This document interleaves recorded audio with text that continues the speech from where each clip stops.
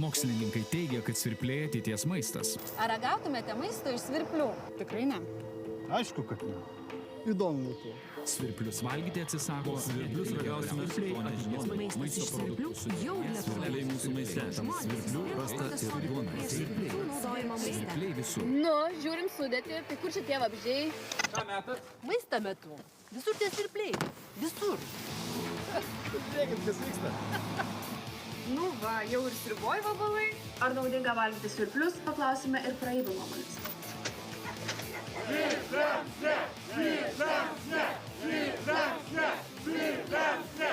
Aktyvistai nusiaubė parduotuvių mintimis. O kaip yra iš tikrųjų? Naujienų portalas LRT LT. Naujienos be melagienų.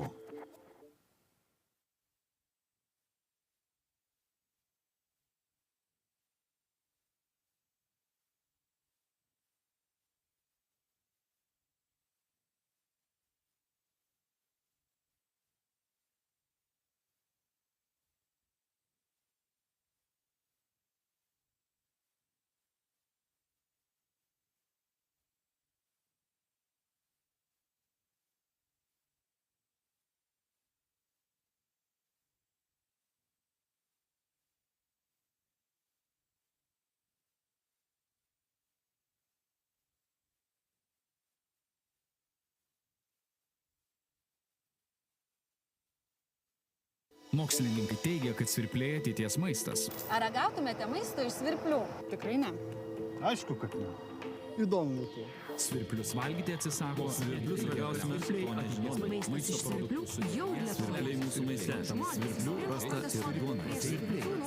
Svirpliai visur. Nu, žiūrim sudėtį, tai kur čia tie vabzdžiai?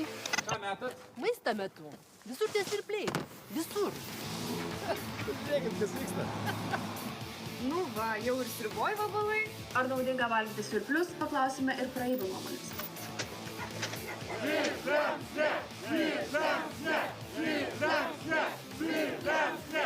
Aktyvistai nusiaubė parduotuvių mintimis. O kaip yra iš tikrųjų? Naujienų portalas LRT LT. Naujienos be melagienų.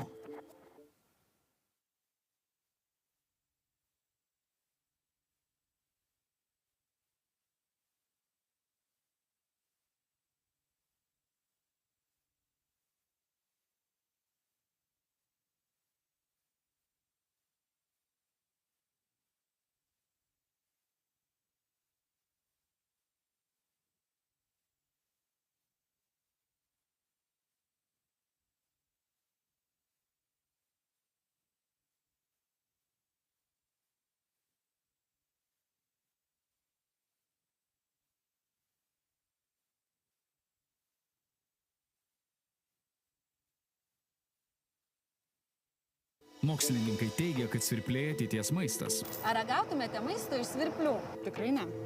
Aišku, kad ne. Įdomu būtų. Svirplius valgyti atsisako. Svirplius ragausime maistas iš svirplių jau Lietuvoje. Mūsų maiste. Svirplių rasta ir duona. Svirpliai visur. Nu, žiūrim sudėtį, tai kur čia tie vabzdžiai? Ką metat? Maistą metu. Visur tie svirpliai. Visur. Žiūrėkit, kas vyksta. Nu va, jau ir sriuboj vabalai. Ar naudinga valgyti svirplius, paklausime ir praeivių nuomonės.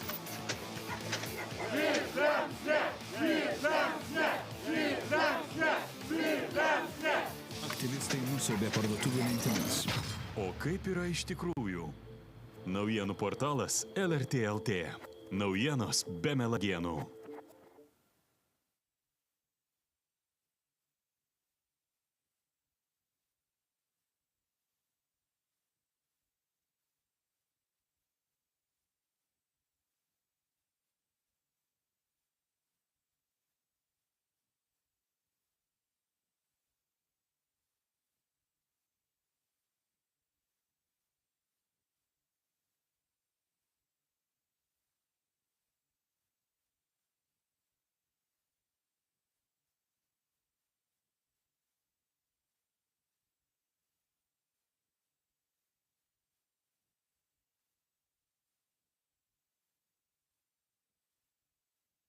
Mokslininkai teigia, kad svirpliai ateities maistas. Ar ragautumėte maisto iš svirplių? Tikrai ne. Aišku, kad ne. Įdomu tuo. Svirplius valgyti atsisako, svirplius ragausime maisto produktų jau lietuviai mūsų maiste. Svirplių rasta ir duona.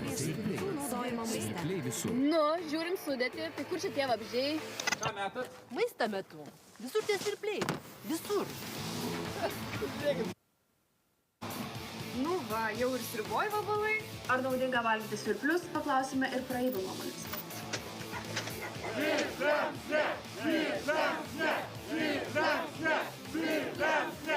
Aktyvistai nusiaubė parduotuvių mintimis. O kaip yra iš tikrųjų? Naujienų portalas LRT LT. Naujienos be melagienų.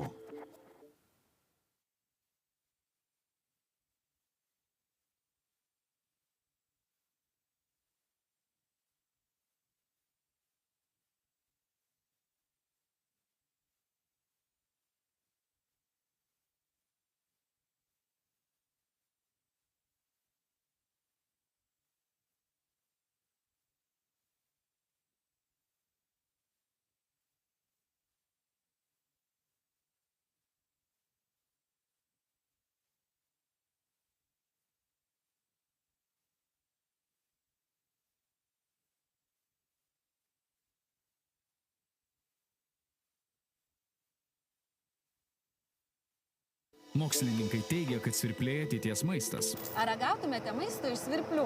Tikrai ne. Aišku, kad ne. Įdomu tuo.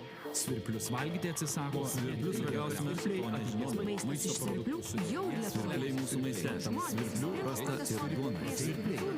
Svirpliai visur. Nu, žiūrim sudėti, tai kur čia tie vabzdžiai? Ką metat? Maistą metu. Visur tie svirpliai. Visur. Žiūrėkit, kas vyksta. Nu va, jau ir sriuboj vabalai. Ar naudinga valgyti svirplius, paklausime ir praeivių nuomonės.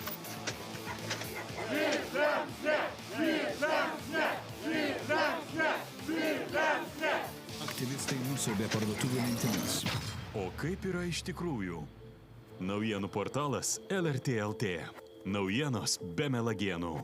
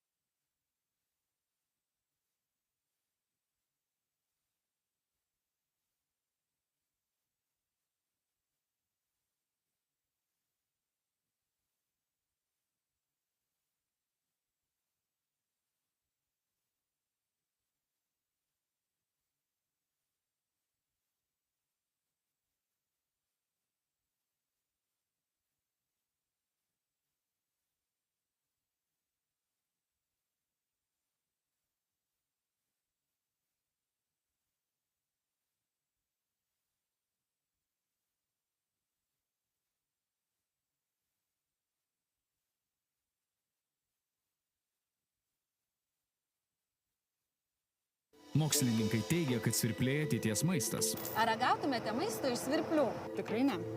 Aišku, kad ne. Įdomu tuo. Svirplius valgyti atsisako, svirplius ragausime maisto produktų jau lietuviai mūsų maiste. Svirplių rasta ir duona.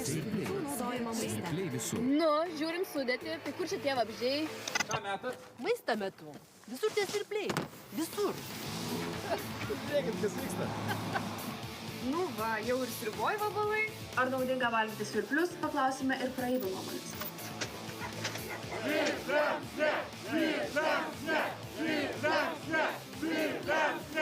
Aktyvistai nusiaubė parduotuvių mintimis. O kaip yra iš tikrųjų?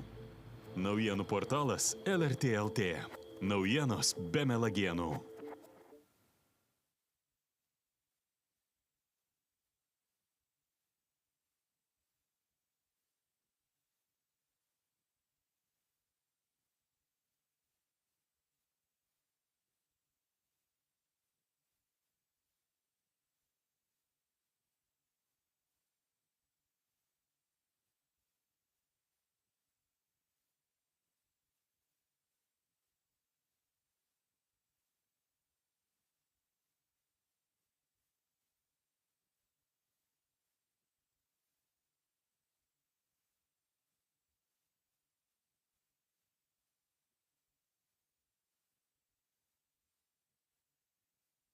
Mokslininkai teigia, kad svirpliai ateities maistas. Ar ragautumėte maisto iš svirplių?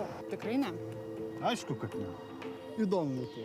Svirplius valgyti atsisako. Svirplius ragausime ateities maisto produktų. Svirpliai mūsų maiste. Svirplių rasta ir duona.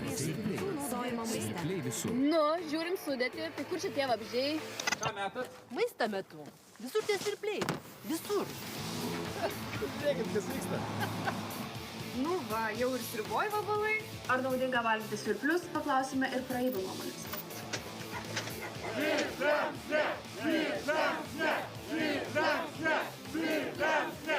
Aktyvistai nusiaubė parduotuvių lentynas. O kaip yra iš tikrųjų?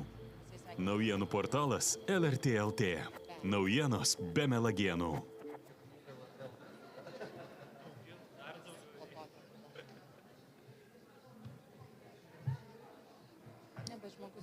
Labą rytą. Good morning. Your Excellencies, ambassadors, guests, human rights activists.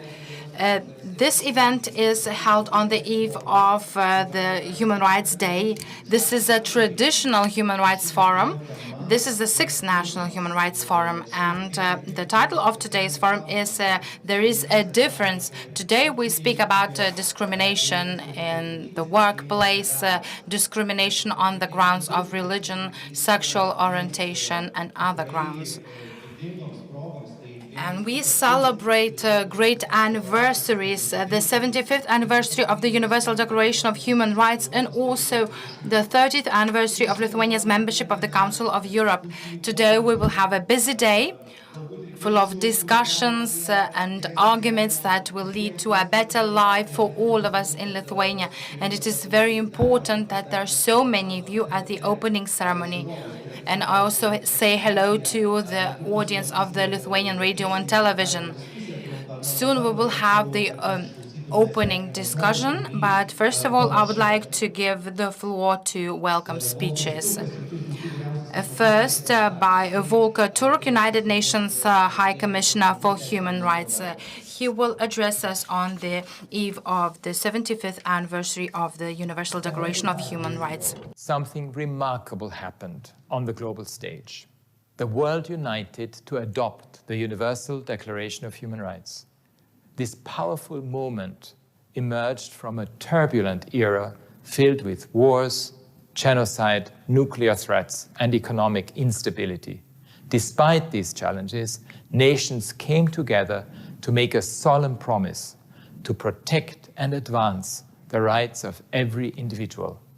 In 1993, as the Cold War thawed and the Internet expanded rapidly, the Vienna Declaration and Programme of Action played a crucial role in reinforcing human rights principles. Both the Universal Declaration of Human Rights and the Vienna Declaration have been beacons of inspiration, igniting meaningful change worldwide. Human rights have become integral to governance and decision-making. Movements like Black Lives Matter, Me Too, Fridays for Future, indigenous activism, and women's protests have empowered individuals to stand up for their rights and challenge injustice. Young people, especially, have embraced the language of human rights to voice their concerns, and some countries' courts have held wrongdoers accountable, even recognizing the right to a healthy environment. The idea of a human rights-based economy is gaining traction, offering a way to tackle global inequalities and aligning with the Sustainable Development Goals. Yet, human rights violations persist in many parts of the world, often without consequences. Challenges like climate change, conflict, hate speech, the shrinking space for civic engagement, and the governance of new technologies require solutions rooted in human rights principles. By embracing the universal language of human rights, a language that promises freedom, equality, and justice for all, we can overcome seemingly insurmountable challenges. Together, we have the potential to create a more peaceful and sustainable future for our planet and its people. As we celebrate the 75th anniversary of the Universal Declaration of Human Rights, let's remember that it's not just a historical document, but a living testament to our shared humanity, a timeless guide.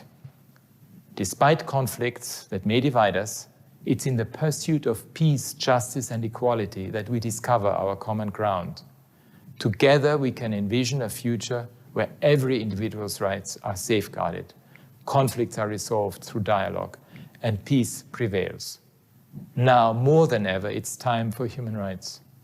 Join us as part of Human Rights 75 to help ensure that every person can live in peace and dignity. Dėkoju Volkeriui Turkui, Jungtinių tautų žmogaus teisės. May I thank United Nations High Commissioner for Human Rights. We'll then hear the speech by the Speaker of the Seimas of the Republic of Lithuania. She'll come a little bit later. But now I'd like to introduce the panelists of the discussion. Those people are the ones who speak on the questions that, well, let's say, are rather inconvenient. I'm not going to introduce you in order to save questions, to save the time, but I will introduce you once I give you the floor. Now I give the floor to Dr. Milda Lišauskienė, professor at Vytautas Magnus University, long-standing human rights advocate. Dear Lišauskienė, could you tell us why human rights are still an inconvenient topic? And yesterday, when President was asked by the journalists what he thought of the European Council Convention on the ratification of the Istanbul Convention, the President refrained from a direct answer. What does that show? Thank you. First and foremost, let me congratulate everyone on this festive event. Unfortunately, I have to admit that human rights remain an inconvenient topic. It has remained inconvenient because it is very difficult for other people to walk in the shoes of the other people, and it is difficult for us to relate to the feelings of the people who are labeled in society, and to feel the conditions that people have to go through when they are told what they have to do and whom they have to live with. I believe that the key reason for that is because we are still looking for ways of how we could cohabitate together. And I believe that politicians and political leaders have a major role to play here. The surveys have shown that people in various areas of life, in their small spaces where they know each other very well, do not have any major problems related to human rights. But once those very same people hear either politicians or public figures talking in public space, or when they hear the narrative of various minority groups, those people are impacted by those narratives. Well, to sum up, human rights remain an inconvenient topic, as you have said. I hope this will change. I wish it changed. But, well, when politicians have to understand that this topic is relevant to every single person in the country.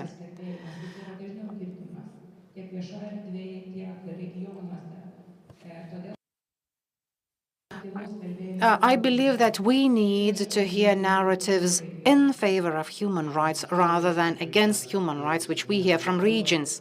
Well, I do understand that you are the person who talks about the human rights, but now let me address Mr. Vytautas Tomas Raškevičius, chair of the Seimas Committee on Human Rights.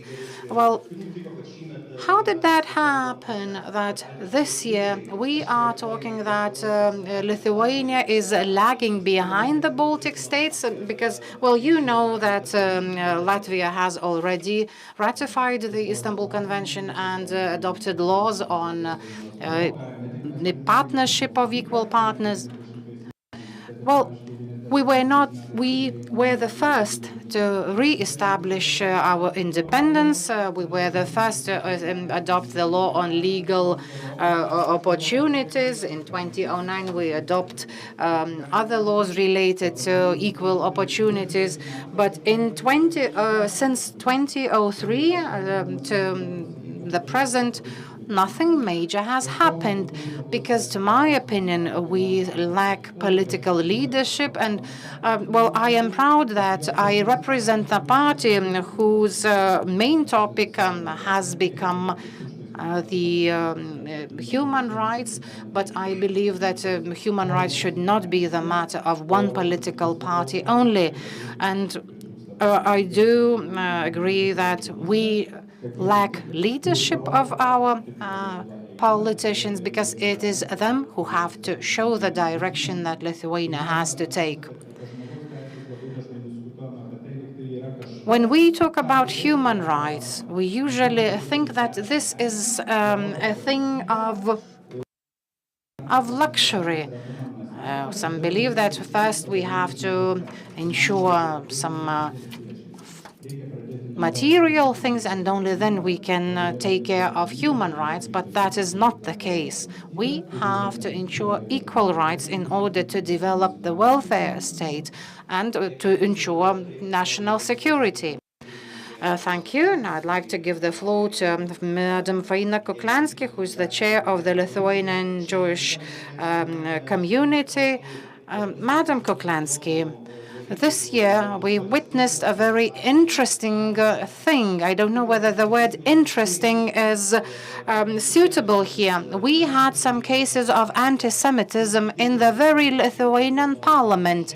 So today I have a question to you. Do you think the society kept silent when there were anti-Semitic narratives in the parliament? Well, unfortunately, I might say that to the larger extent, we were ourselves that were voicing against those anti-Semitic remarks, and we saw those remarks on the internet and on Facebook. There was a great abundance of such anti-Semitic remarks, and I was very much concerned about this. I do not agree that human rights are an inconvenient topic. It is a very convenient topic, because if somebody tramples on your foot, and in this way your rights are violated, so you voice, or at least say, ouch. So why people should be afraid to speak openly about something that they have as a right? We have young people here in the audience, and you know that we all have our natural fundamental rights, irrespective of the ethnicity, whether I'm a Jewish person or not. But I'm a non-partisan person. I'm not interested in any political parties and their attitudes towards me, but I'm interested in people's attitudes towards me. And I want to repeat myself that the greatest weight of anti-Semitic remarks is targeted at the Jewish community, and my colleagues don't want to get me nervous, and they delete all those most obnoxious anti-Semitic claims and remarks. And I'm sure that those people who write those comments haven't seen a Jewish person in their life, but they are fond of insulting people irrespective of their ethnicity. But I want to say another thing. I want to congratulate you on the 75th anniversary of the declaration, and also on Hanukkah, because today we lit the second candle. And you know, Hanukkah is related to a miracle. And let us hope that at least the next Hanukkah will bring us a miracle, and we will not be forced to fight for our rights, and they will be naturally observed and executed. Thank you. Thank you for thank you. Happy Hanukkah. Now I want to ask Edita Žiobienė, Ombudsperson for Child's Rights. Well, human rights also embrace children's rights, and today the children's rights specialists are overloaded with the concerns on the children's rights violations. Well, this is a rather complicated question. Our state, on its path towards democracy, well, much has been done in 30 years, but still a lot has to be done. And the first thing that we have to aim at, well, the discussions are correct. They should be held. People have to have a wider possible knowledge, but the method or the means for discussions are the most hard and difficult, because people want to get as much information, but it entails other things that are related to other human rights, respect to a child, respect to the rights of other people. So communication culture here comes into place. It is very important. So the use of technologies in social media, on the internet, should also be based on human culture principles, that we could express our opinion without downgrading others, undermining others, but simply expressing our opinion. Another thing is that we have to clearly understand that we are not aware of every situation and every other person's life. It is very easy to manipulate people. And respect, mutual respect, is very important. Hearing others, understanding the whole issue is very important. Only then can we achieve the level when we can communicate freely without insulting others. Thank you very much. And now I would like to ask Dovilė Juodkaitė, President of the Lithuanian Disability Forum, what are your impressions on the Day of this Human Rights? Thank you, Mindaugas. Celebrating the 75th anniversary of the Declaration, I want to recall Eleanor Roosevelt, that was one of the founders of these declarations. She says, where universal human rights start? In small homes. They're so small that you can see them in any map, but they make up the entire world for a person, whether this is a school or a factory or an office. This is a place where every person seeks equal opportunities, equal dignity without discrimination.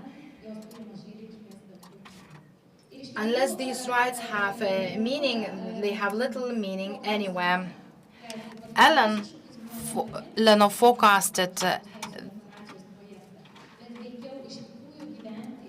that we have to work and live in our countries and seek justice and equality for every person.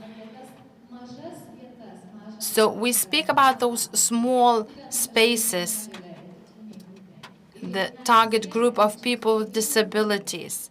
And we want every child to be able to study with other children, to spend time, leisure time together with other people, and that every person with disability is able to work. So we also discuss that every disabled woman has a right to have a family and have children. So high declarations of human rights are targeted at every person in the smallest space possible. So I hope that we will all be able to think of how we could improve and implement human rights around us. Thank you, Dovile. And now I would like to ask Erika Leonai, the Seimas Ombudsperson, head of the Seimas Ombudsperson's office. What are the group of rights, human rights, that need most protection today? Thank you. We can speak about different groups today. We see very concerning tendencies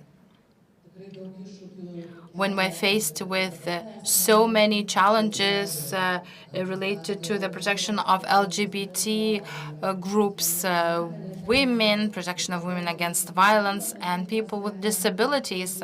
We might ask why those challenges emerge, but we also have to look at the root causes of those challenges. We adopt advanced legislation in the protection of human rights, but our social and economic situations do not change, and we here see the lack of social services and also in the area of ensuring the right to health. So this is related to socio-economic situation. Another level, we really see that in areas where do not need any additional resources, when we need to speak about the dignity of people, equality of people, I have in mind LGBT people and the disabled people who face discrimination, and we do not want to recognize this where resources are not needed. Actually, their rights could be executed and ensured.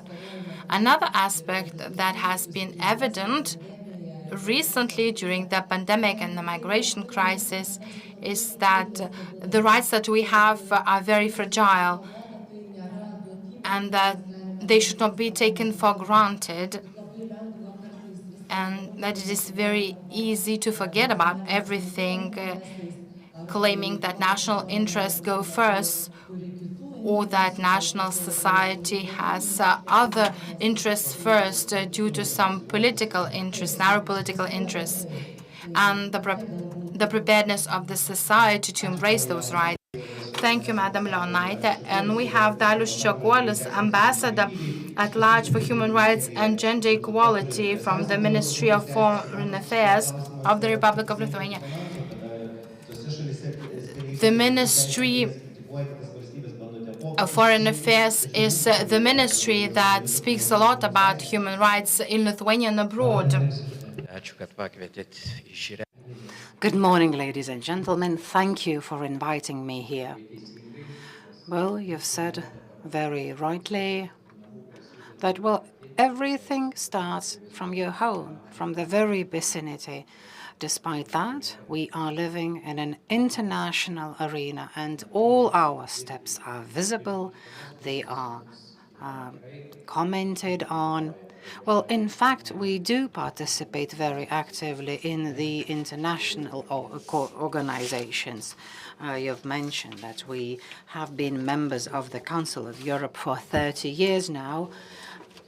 And next year, Lithuania is going to take the presidency of the Council of Ministers of the Council of Europe. Well, the General Assembly has worked a lot, and on Sunday there will be yet another festival. The third committee has also been very active. So, well, we know in what situation we were back in 1990, 1991, but over the period of independent Lithuania, we have taken active steps and we have advanced a lot. But as you have said, now the Council of Ministers has its agenda on a daily basis. It has to encourage others to act in line with all the provisions of the Universal Declaration of Human Rights. And believe me, when we sometimes hear certain opinions from the Lithuanian parliament, including those homophobic or anti-Semitic ones, we as diplomats, find it difficult to explain the things. I was a representative at the United Nations in New York, so whenever there is a similar message at the international arena, we simply sigh, and we know that we will have to engage on reducing the damage that has been done by our politicians, that we will have to try to, well, improve the reputation of our country. But, well, human rights defense and protection is not an ultimate, is not a final destination. Ratification of the Istanbul Convention itself is not an ultimate objective. Well, we see that we know how much has changed since the Russia's aggression or Belarusian aggression. So human rights require constant attention. Thank you, Your Excellency Ambassador. I'm very happy to see that we have a Madam Speaker here with us. Madam Speaker, I'd like to invite you to the podium. We have the microphone to you, and we're going to listen to your welcome address.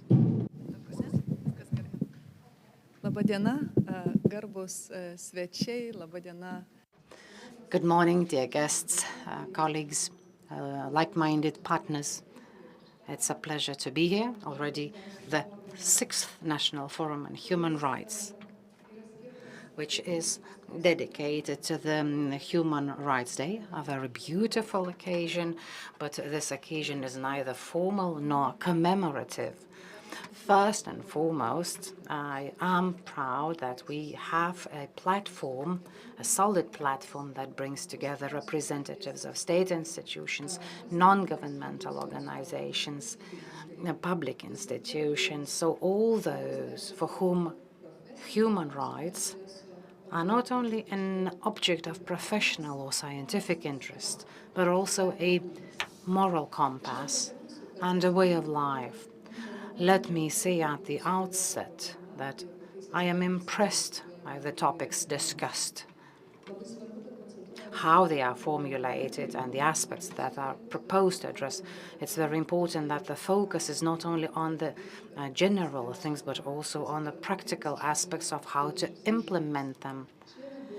This year, the focus is on topics related to national ethnic communities, Roma, Russians, Jewish Litvaks, the strategy of Roma integration, which included the demolition of the Roma settlement in Kirtimai in Vilnius now, after 3.5 years, requires reflection and an unbiased assessment.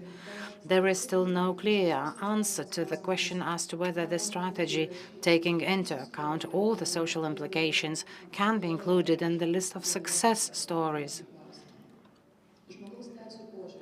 In terms of human rights, it's very good that we are beginning to talk about the Russians living in Lithuania, the majority of whom are Lithuanian nationals who are in a zone of increased sensitivity or emotional risk after Russia launched and continues its war against Ukraine. Is it safe to say that there are no problems here? There has been a significant increase in anti-Semitic attacks in the world, including in Europe. And again, this topic is in our focus, although it seemed that was the fight that we have won long ago. But the anti-Semitism is changing its rhetoric, its modus operandi. It's becoming more cunning and more difficult to identify. Unfortunately, manifestations of anti-Semitism, which are quite blunt and aggressive, can be found even at the Lithuanian parliament. I believe that other important areas of human rights are the right to privacy, women's rights, gender equality, the rights of all families to the respect of the state, particularly since the forum is also commemorating the 30th anniversary of Lithuania's membership of the Council of Europe, and since the Istanbul Convention, which is struggling to find its way through in Parliament, was drafted by the Council of Europe. Well, of course, one can always criticize the fact that human rights processes are moving too slowly and that there is no obvious breakthrough. Well, I'm here not to make excuses.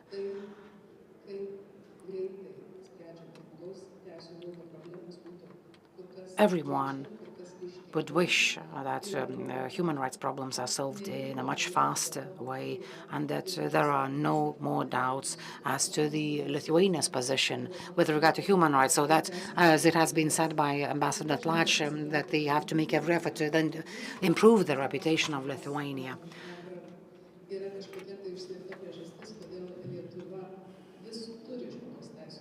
You know, from time to time, Lithuanians still have to feel themselves as the last pagans in Europe. But irrespective of the processes, let me assure you that the human rights remain in our agenda, and I hope that this will be the case in the future. Since 2024 will be the year of elections in Lithuania, I hope that the human rights area, which will be the major topic in political campaigns, will be a topic that politicians will be wise, and that this topic will become for us a platform to achieve new victories, especially having in mind the fact that new challenges to women's rights, to the rights of minorities, to the freedom of expression is becoming under pressure across the world. And now you, as experts in human rights, representatives of the academia, have to make every effort, have to preserve vigilance, have to be strong to preserve the hard-won gains that have been made before us, and that you will strive to ensure the respect for difference rather than fear. So once again, I congratulate you on the Human Rights Day, and I wish perseverance and progress in working together. Thank you. Thank you, Madam Speaker. And may I thank the panelists of the discussion. Thank you those who were watching us online. You can turn on the Lithuanian radio if you want to listen to some of the discussions. I would kindly ask some of the panelists to remain here in this panel, whereas other panelists will have to go to the hall in the 5th floor. Thank you.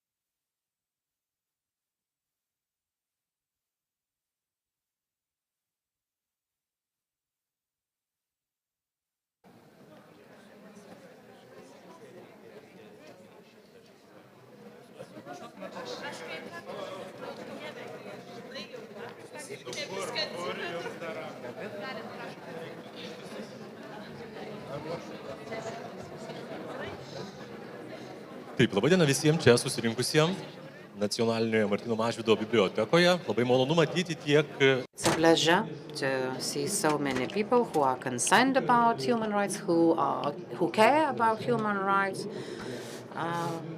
And those who I am also grateful to those who have chosen to watch the event online. We will soon have a debate on a quarter century of legal gender equality. How has the gender equality situation evolved and what awaits in the future? We are going to look at the matter from various perspectives. We will try to look at the mistakes that we've made in the past and maybe to what could be done in the future.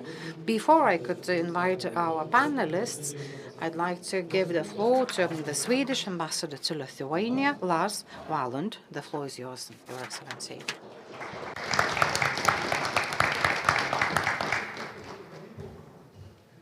Labas ryta. Good morning. Ladies and gentlemen. I would say that the topic of the next panel, gender equality, lies very close to Swedish hearts, both sort of domestically, but also internationally. And of course, there are many different reasons, but one of them is the Universal Declaration of Human Rights, which was sort of enacted into the Swedish law. And as many have said, it's the 75th anniversary this year, and we have to uphold the declaration and always put forward the values that lies in it. And the Universal Declaration says many things, but it says that every person, every human being has an inherent rights and equal value, irrespective of sex or what people think. But it's not sufficient to have those words only. You also have to organize society in a way that you can sort of materialize those rights. And when it comes to gender equality, I think two very important things, but there are many things. It would be child care that everyone can afford, and individual taxation. Those are two very important legal measures to ensure gender equality. And I should say I've been working as a diplomat for a very long time, almost 40 years. So I've served in many countries where the message of gender equality is not always so well received. And I found out that in many countries, this sort of moral argument that everyone is equal and everyone should have equal rights or whatever, it's not always understood. But the most, or the strongest argument very often is that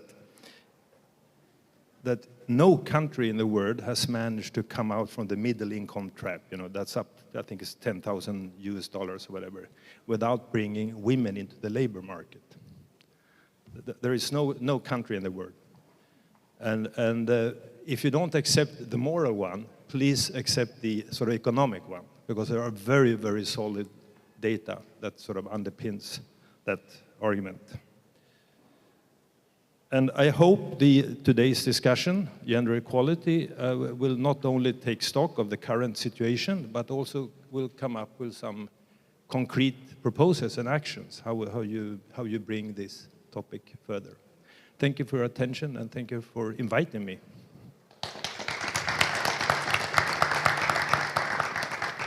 Thank you very much for your speech. Dėkojame Švedijos ambasadoriui Lietuvai. May I thank the Swedish ambassador. And I am Darius Matas, a journalist from the Lithuanian radio and television. Now let me invite the panelists.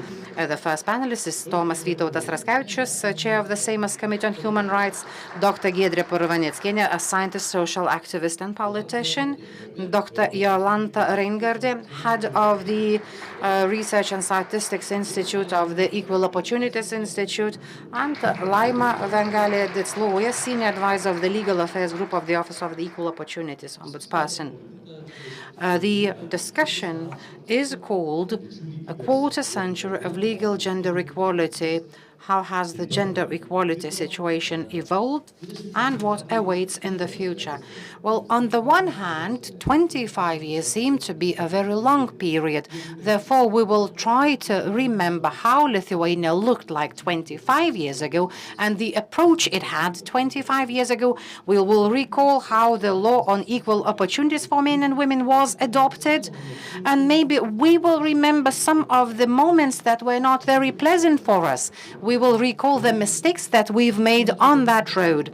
First and foremost, I have a question to Dr. Purvaneckienė. Madam Purvaneckienė, you were among the politicians who were very interested in that topic. What are your memories of Lithuania 25 years ago and the approach it had 25 years ago? Good morning, everyone. Congratulations on the Human Rights Day and on the anniversary of the adoption of a very important law that was adopted in 1998.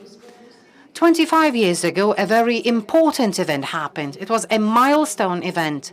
It was then that we established the office of the Ombudsperson for equal opportunities for women and men.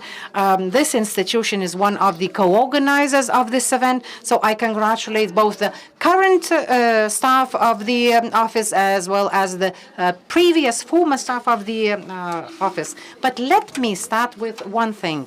Despite the fact that this event was very significant, the changes in gender equality started not with the establishment of this office, because the establishment of the Office of the Ombudsperson for Equal Equalities was thanks to the influence and lobbyism of women organizations.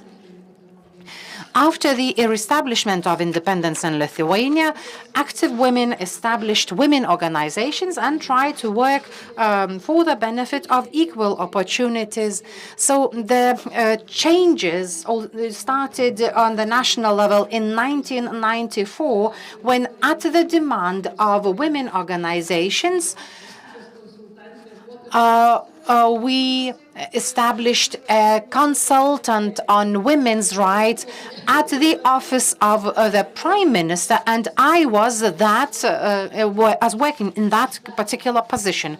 This is when we started working on the future law. We had a project with the UN Development Program. We worked together with the UN and the government. It is within this program that we drafted the first law on equal opportunities for women and men. The author of this law was Aušra Bernotienė. I don't know whether the Office of the Ombudsman still recalls. At that time, Bernotienė was the third-year student, but already was working in the government. And she was invited to work for the project and drafted the law on the example of the Icelandic law. We organized various conferences at that time. And, well, by the way, I was not in the parliament at that time when the law was adopted, but we submitted the draft to vote for the parliament. The parliament members provided various amendments. I believe that major thanks go to Rasa Melnikienė, member of the Center political party. It was thanks to her effort that she engaged Andrius Kubilius from the Conservative Party, who later on submitted that particular law in the parliament, despite the fact that previously the Conservatives were against this law. So thanks to those efforts, the law was adopted back in 1998, and there was no such opposition to that law, but nevertheless, there was a need for diplomacy, because the approach, the standpoint of the Conservative Party was to vote against the adoption of the law. But thanks to Rasa Melnikienė, who convinced the Conservatives, the law was adopted. Well, I would still like to hear how society approached equal opportunities at that time. Madam, Laima, do you remember the times? Now you are working at the Office of Equal Opportunities. You have worked in this office since 1999, which means that you do remember the discussions in the society and why this diplomacy was needed at that time. Well, I do remember the year 1999. In fact, that institution was called the Office of the Ombudsperson for Equal Opportunities for Women and Men. And at that time, it was not that easy as one might imagine. Although the law was adopted very easily, it was said, the opposition from the society was rather fierce. I remember myself that we had to apply the law in labor relations, which means that employers had to be guided by those provisions of the law. We had to be guided by this law in various fields, including education and other fields. But the society was against that law because people who started adapting the law 25 years ago still lived in that Soviet society. They still had some remnants of Soviet society. And despite the fact that everybody declared that women and men had equal opportunities and rights, some still failed to understand what those equal opportunities meant. And we were often asked, what road is Lithuania taking? Because it seems that they believed that the businesses were restrained by imposing the provisions on law. Employers also were often questioned why cleaners, administrators, and secretaries had to employ not only women, because previously we had only women in those positions, and we also always were reprimanded as the office for interference into private businesses. And we were always challenged whether we need this law. So at the very beginning, we had to prove that this law on equal opportunities has the same legal effect as the labor code or as other laws. You know, we often faced very fierce comments, and businessmen would often say that I'll do whatever I want to do. So we had to prove that this law was very beneficial for the entire population of Lithuania. We had to go to various institutions and to various companies and to tell them that they had to comply with the law. Do you remember the first violation of this law that you had to face with?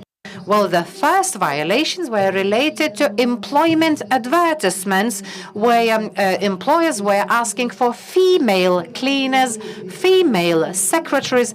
I remember a very ridiculous example when a manager of the hotel demanded for a female cleaner and he said that men failed to see all the dust and only women could see all the dust and could clean the rooms very well. I also remember that despite the fact that the law was rather new, people started responding to violations and we started receiving complaints, for example, with regard to sexual harassment, the case that happened in one of the Lithuanian embassies. So we received all the evidence and the case of sexual harassment was established in that embassy.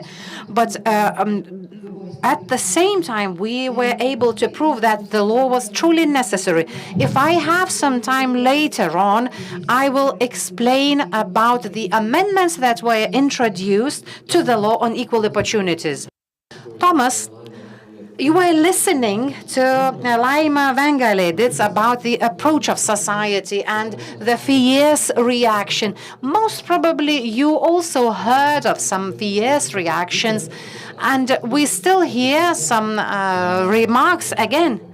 Well, they often ask whether we have fought for that kind of Lithuania. So how do you see the road that Lithuania has already taken? What do you think is the direction of human rights that Lithuania is taking? Well, when thinking about 1998 or the year 2003, well, it seems to me that there was a lot of drive and courage in Lithuania to do the things because we wanted to be exceptional. Maybe that was the case, and people adopted laws without a deeper insight into what that law was about. While currently, there's quite a lot of opposition in society and fragmentation because, again, people fail to understand what these topics are about. But you know, when I was talking to my colleagues, we all came to one conclusion that if the current parliament had to adopt the law on equal opportunities, well, I still have doubts whether the law would be adopted. I still think that it would be 50-50. I'm not saying that everything is very bad in the current legislature, but I think that there are some people who are very engaged negatively in that aspect. Now, as I've been in the field of, in the Parliament of Human Rights, I see that when talking about human rights, if people fail to understand that human rights are not only about women, but that human rights are also about men. Because in conferences, we usually have keynote speakers who are female, panelists are female, and men are not seen as those who are affected by inequalities. Well, I know that we are going to speak about the problems in ensuring female human rights, but the problem is that men in Lithuania live 10 years shorter than women. Not because of some biological characteristics, not because they have been predetermined at birth to live 10 years shorter, but because society has different expectations when it comes to women and men, because we expect men not to cry and not to ask for support. And that's why men sometimes try to take some very destructive means to express themselves. They drive their car at 200 kilometers per hour and so on and so forth. Now, when it comes to major issues related to ensuring the protection of human rights, I see the following. That's domestic violence, gender-based violence that proportionally affects more women than men, and we have to admit that. Gaps in salaries, and which means that women are not paid for the work they do at home because, well, as one have said, women see dust better than men. Therefore, we have to ensure that there is no there is no salary gaps, and female representation in public life, I guess, is yet another problem. I believe that the current parliament is a record in terms of the number of women in the parliament, but still it's absurd to say because the number of female accounts for 35% in the parliament. Well, we are very happy now to note that the minister's cabinet is balanced in terms of gender equality, that our major leaders are female. But let us recall what happened in the previous term of office of the government. There were no women in the government, so we should not be treating the current situation not as a practice, but just as one episode in that best practice. Well, Jolanta, I've seen that you have prepared quite a lot of slides. You have made notes. But now, to your opinion, how Lithuania looked like back in 1998, 1999, or how Lithuania looked in the context of other countries?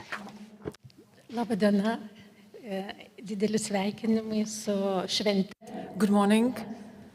I would like to congratulate you on the Day of Human Rights, and I have an effective tool in my hands. It's the index of gender equality, and we have 31 markers which are not subjective, because those markers indicate the priorities of the European Union in a variety of sectors.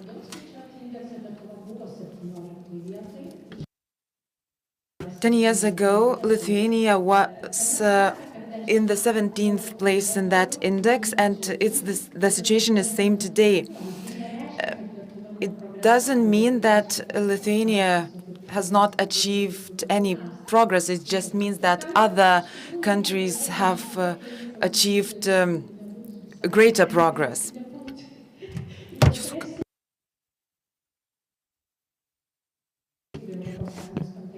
I would like to mention two things that make Lithuania shine in the context of the European Union.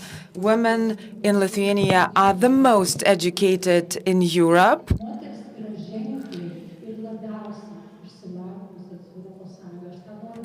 I would like to underline this fact. And if we took into consideration the level of employment, the gap in Lithuania between women and men is not that major. Several years ago, Lithuania was the first one on that list, and the gap between men and women in regards of employment did not exist.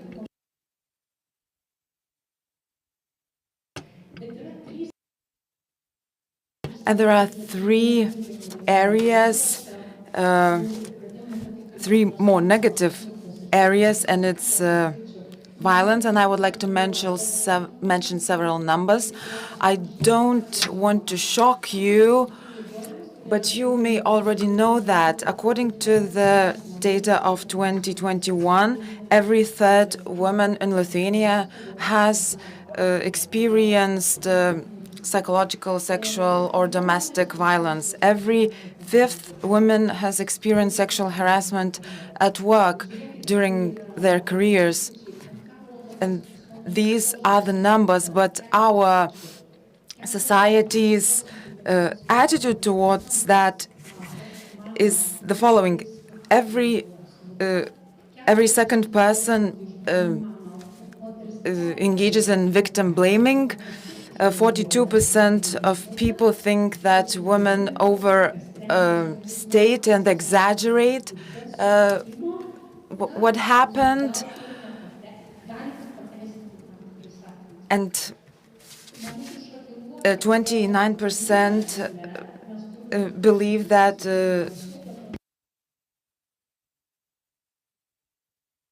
sexual intercourse without consent is tolerable.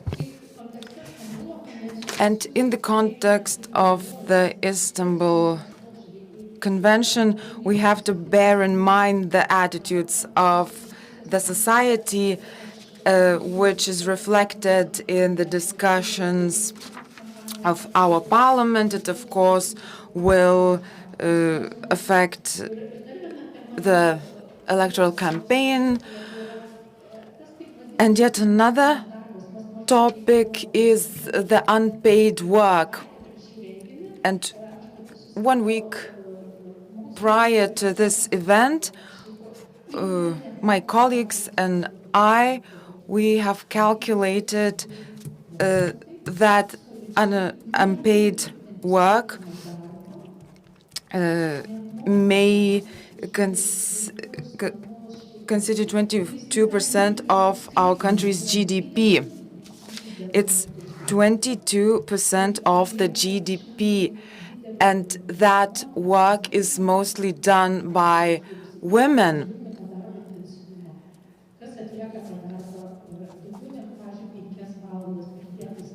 And the duration of that work is sometimes more than 5 hours per day. So this is the area which determines the situation in the labor market. Thank you. I would like to come back to the earlier events. Ms. Dr. Pervanskiene, what are the changes in society, politics have influenced the changes in our attitudes towards gender equality in Lithuania. What has encouraged society to think about this matter?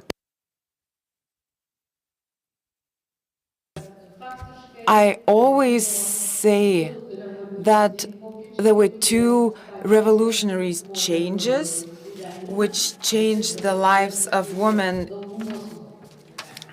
well, at least lives of the majority of women. One of them took place in 1995 on January 1st, when the law entered into force that ensured that maternal care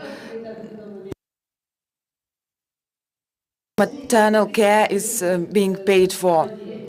And it was the most important thing that allowed women to combine their career and caring for their children. It was a revolutionary change. The second was the law on protection against domestic violence, because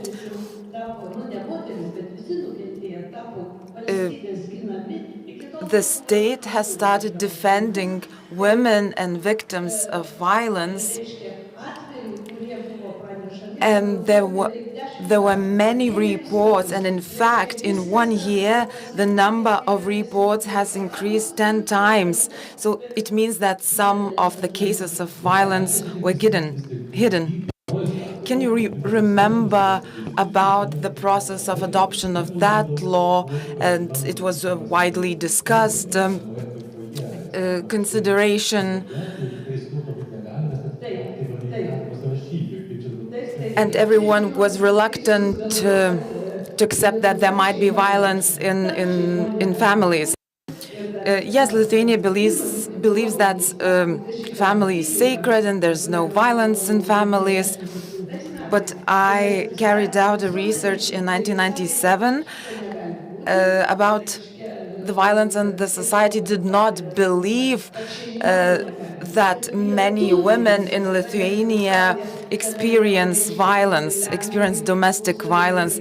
People believe that only Poles, Russians, well, they may be use violence against women, but not Lithuanians. And women's organizations were fighting for the adoption of that law, and I participated in all of that. And finally, the law was adopted. And first of all, it dealt with domestic violence.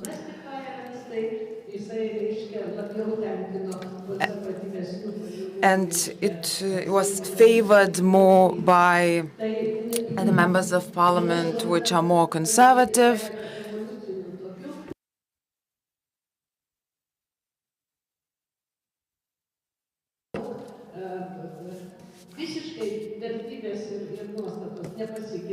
Of course, our values and attitudes have not changed, and I'll tell you the biggest gaps.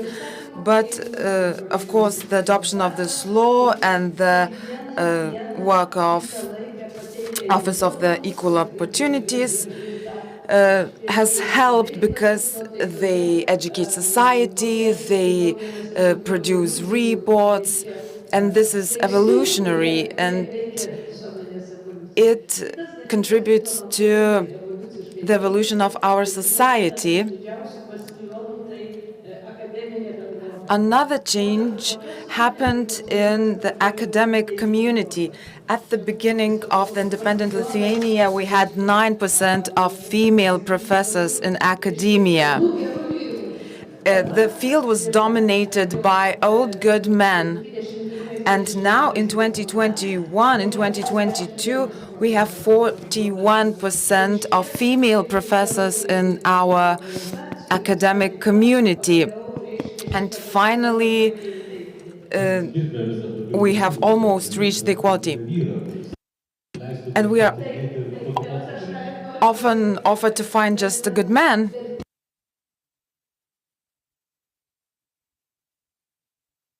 But our values have not changed because we're not suggesting men to marry rich women so they can engage into scientific research.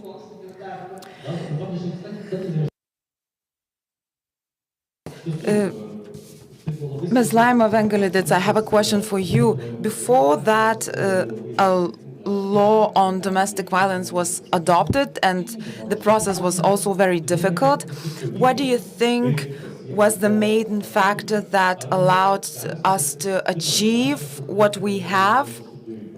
And maybe people just got used to it, got used to the idea of it, or is it just a painstaking work of experts, institutions, which is not always seen?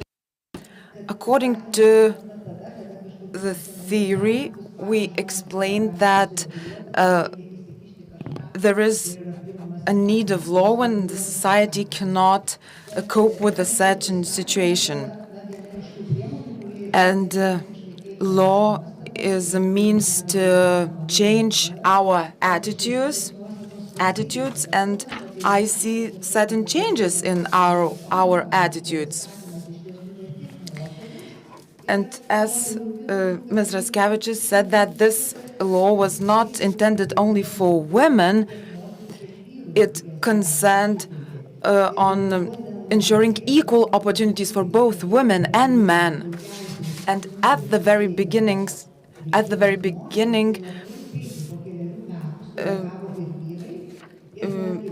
even men started reacted, and 1 year more men reported on cases of inequality than women.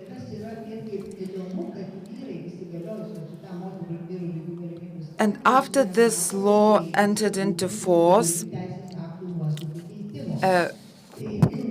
addressed us because of questions regarding changing other laws.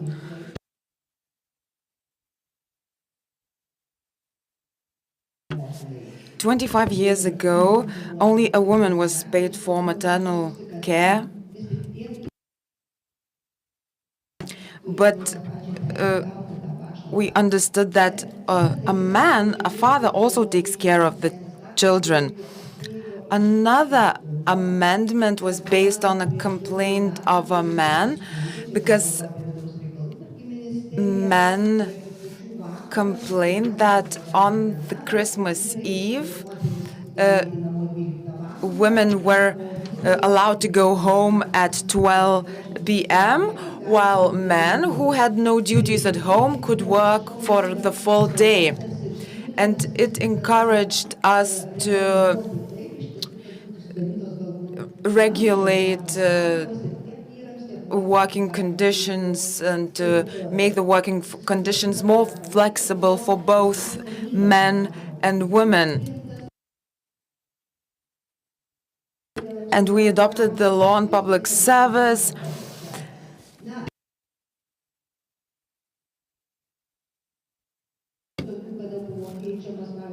Other amendments, for example, when we allowed only females to study in full-time studies, we changed that as well.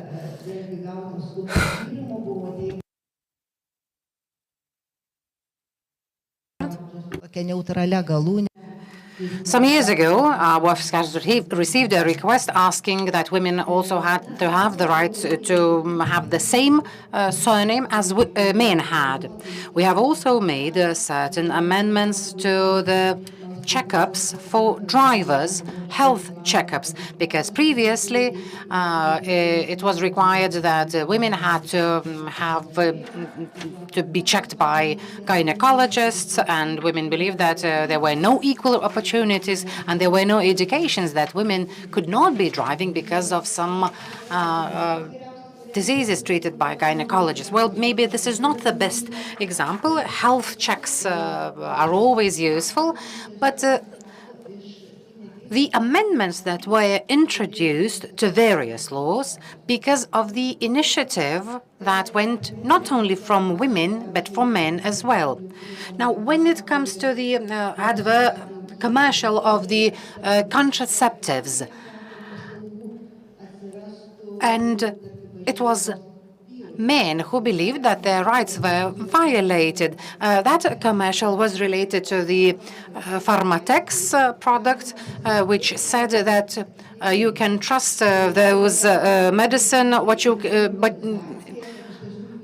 unlike men. And men believed that this commercial was violating their rights. And after negotiations, the commercial was replaced, saying that you can trust this medical product, unlike some men. Well, I'm very happy that you have such interesting stories, and I was interesting to hear of the changing stereotypes and attitudes in our society. I remember myself how strange it was for me if I told that I was fighting for equal rights of women or men, and that I was a feminist. Now, do you see if there were any changes in stereotypes? Well, we are really in a very good mood, and Lima has a very good characteristic feature to tell of how it used to be. But you know, you should not be led into thinking that everything was very easy, and that now we are aware of everything. And I'd like to bring you back to the reality. A few days ago, a very indicative thing happened. A mayor of one Lithuanian town had to explain how she managed to chair the meeting at the same time and fill in her car tank. She said, I am a woman and I can do multitasking. So it seems that some stereotypes are still alive. And one might think that all women are in favor of equal women's rights and emancipation. But, well, as a politician, I can tell you that it is not the case. As we are now looking into the amendments of the law on domestic violence, female politicians were against certain provisions. And unapologetic phobia voices also come from women. So, well, you've asked about the stereotypes that have been changing. Yes, indeed, our society has been changing. There is quite a lot of debate from various perspectives, and sometimes we don't even think how much stereotypical approach still exists when it comes to genders. I have my personal experience, and I have faced some gender stereotypes myself, and I don't know how to fight it. My son is currently 4 years old, and, well, we have not cut his hair since his birth, and he's worn his hair long. And he's still a small child, and he's always identified as a girl. And people say, what a beautiful girl you are.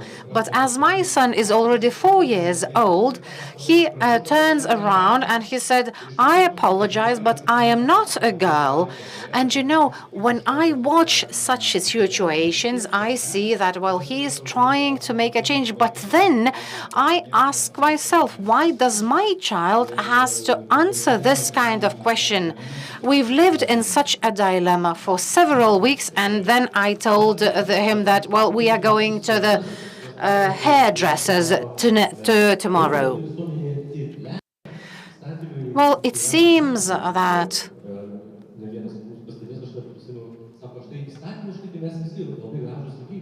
that, well, when it comes to laws, we have everything in place. But if you look at the reality, if you look at your co-workers, your partners, the situation is different. Now, which attitudes are still alive in our society? Maybe you see that some still pose challenges to us as a society. Well, from the general perspective, I am truly concerned about several things. The European Union is at the forefront when it comes to human rights. But in real life, there are quite a lot of problems. At a practical level. So I am truly concerned about the fact that Europe entered a very deep crisis since 2008. Then we faced with migration crisis, health crisis with the COVID pandemic. Then we faced security crisis with the wars emerging. And it seems that those minority groups are made scapegoats, and those human rights are misinterpreted. And our state and government fails to ensure the rights of its citizens and their human rights. And the LGBTI communities are being blamed for the changes in our family structure, for the changes in attitudes in our society. Now, this is the situation that is pertinent not only to Lithuania. I know that during the election period in the Netherlands, there was quite shocking rhetorics.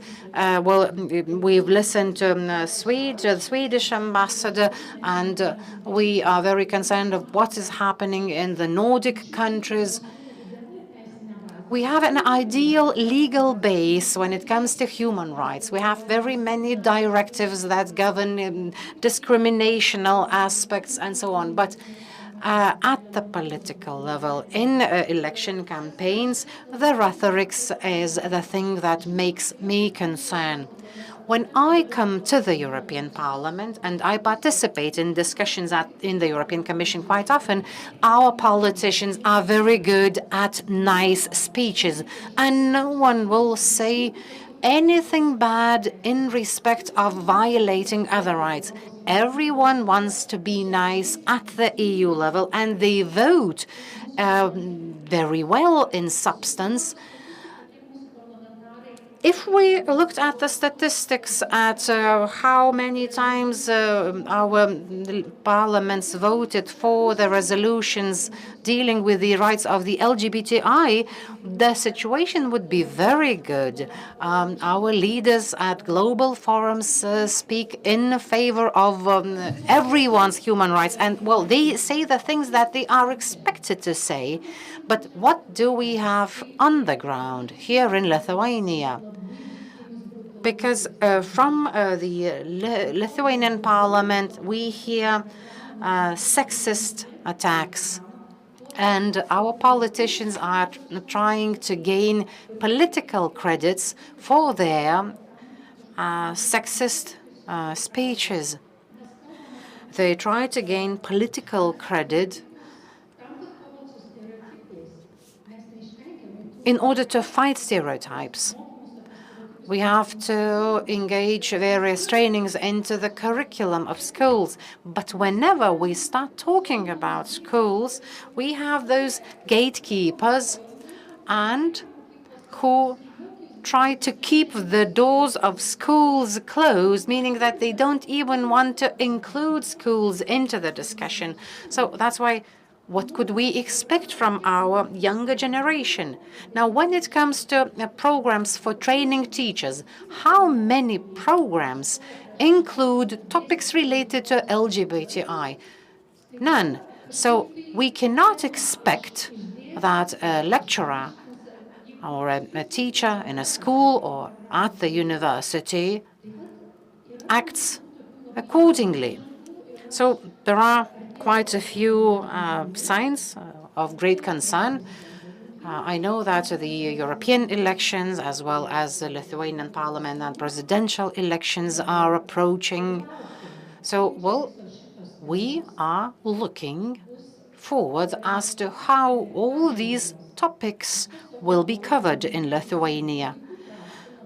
I do hope that I will not have to take my children away from the TV sets because I would not wish to hear them certain things. You know, in principle, I am not sure whether I will be able to protect my children from the content that will be aired on TV. And we, as parents, will have to ensure that our children get no access to such information. I do apologize for this negative approach. Well, thank you. Well, no one knows whether this was a negative trend. We'll see that in the future, but I would still like to provoke you to speak on the mistakes that we've made. Maybe there was something that we could have done better. To your view, could we have talked in a different way about the Istanbul Convention? Could we have talked in a different way about the concept of gender to ensure that there is less opposition to those things among society and politicians? Well, we have to think of what this point was where we made no mistakes. You know, in Lithuania, the development of human rights is based on the model of Western Europe, because we believe that if something is happening in Western Europe, those things will gradually have to come Lithuania. But we forget one thing, that apart from new things that Lithuania is trying to introduce, the things that have been introduced by Europe long time ago, we forget that Europe is introducing some other new things. So there are very many fundamental changes in Western Europe itself.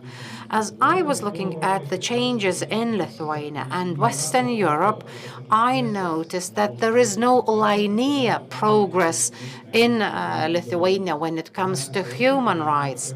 We've always lived in a paradigm that there's a liberal democratic progress, and that the changes are inevitable, and it's only us who have to determine the pace of the changes. But if we looked at the developments in Poland, in Hungary, we see that there was no major progress. You talked about the gatekeepers who prevent the changes to the curriculums at schools. So now we have to be the gatekeepers to ensure that there are no political forces similar to those that came in, let's say, Hungary, who could prevent human rights progress in the future. Well, I'm not going to talk about many mistakes. There was one single mistake only. Well, there were some domestic attitudes, such traditional attitudes. But we also have to talk about external factors. I faced that when I was a member of parliament myself, but no one was listening to me at that time. You know, I heard from Madam Aldeikienė, our economist, and some people believe that my attitudes are populistic, but still I believe that we are influenced by external factors, and this external factor is our neighboring country, Russia. When it comes to reproductive rights, the Istanbul Convention, matters related to the LGBT+. So the neighbor is disseminating the information on all possible channels. When we were in the Baltic Assembly format to meet with the Visegrad countries, one of the Hungarian parliamentarians said that those people who talk on the issues who are against the LGBTI are the same kind of people who talk in Slovakia, Hungary, Latvia. It seems that all those people in the respective countries repeat word by word. The ideas repeat word by word. It seems that they have read that one single speech from some paper. The same happened in Lithuania. Yes, the same happened in Lithuania. When we submitted the Istanbul Convention for ratification in the parliament, we heard similar speeches. When the European Parliament drafted the Estrela resolution, and when Estrela report was adopted with regard to the reproductive health of women, the Lithuanian Parliament adopted a resolution that we do not agree to that. And if they say that the Parliament said that if the resolution is adopted, our children will be taught how to masturbate. Well, I believe that this resolution is the major shame on the Lithuanian Parliament because there was no basis for that. And the countries that I have mentioned also did the same. Well, fortunately, their parliaments were not that stupid. I do apologize for the word. Were not that stupid to adopt the resolution that the Lithuanian Parliament adopted. So, disregard of the ideas that I have said and blaming me of populism was wrong. But the objective of alien forces is to show that our culture is more similar to the Russian culture rather than to the European culture. And I don't know what the antidote for that is. But this is all related to the education area. Well, the education system does not allow us to engage. The church has also fought against advanced ideas. And the church has fought to prevent advanced ideas from getting into schools. In one of the schools, school children asked me during the commemoration of the Human Rights Day, isn't that right that you took part in the gay parade in Lithuania? So the bishop of Kaišiadorių region declared me persona non grata, and no school was allowed to invite me. Well, I respond very briefly. Well, Giedra, I took part in gay parades for quite a few times myself. Well, but now we have talked in very blue notes when it comes to the education.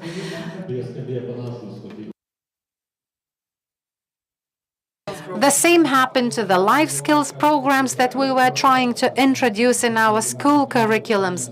But now, when it comes to the society's support to the civil partnership law, the major group that supports this law is people below 29 years of age. So the change do take place.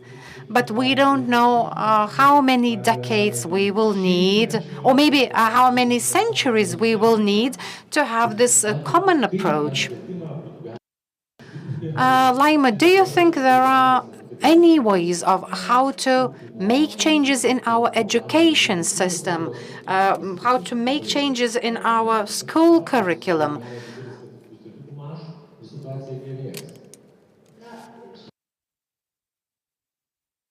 Well, education is among the areas that the provisions related to equal opportunities for men and women are covered.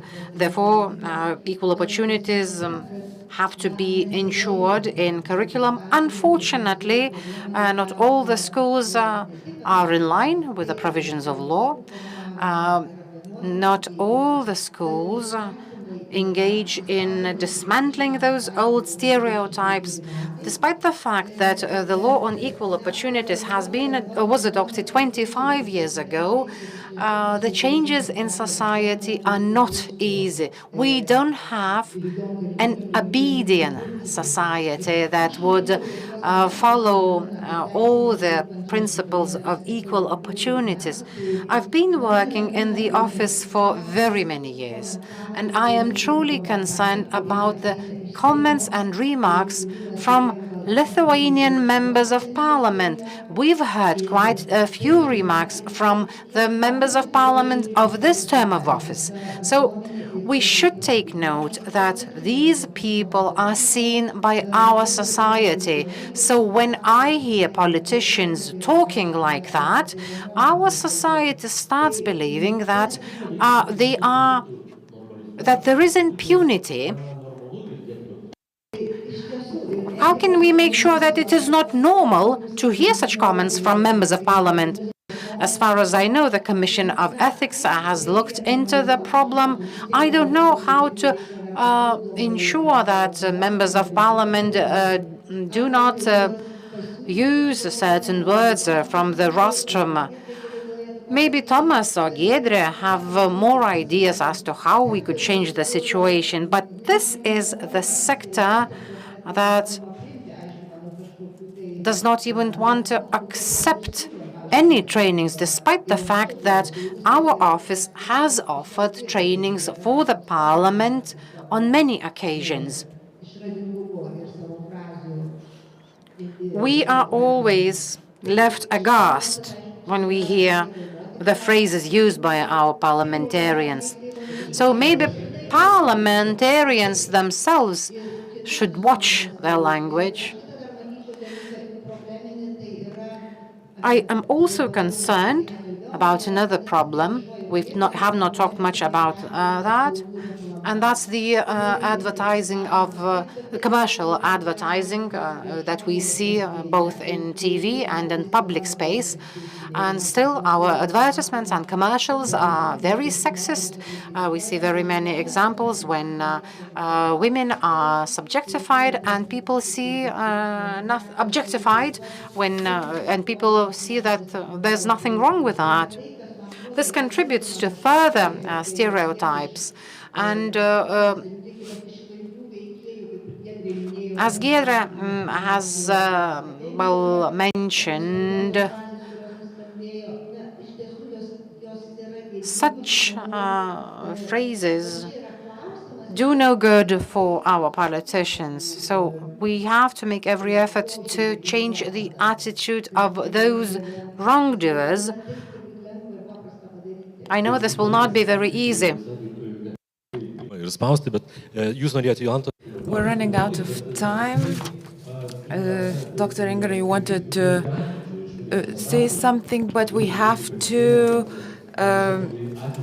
give a direction for our future. And what is our direction for the future, for education?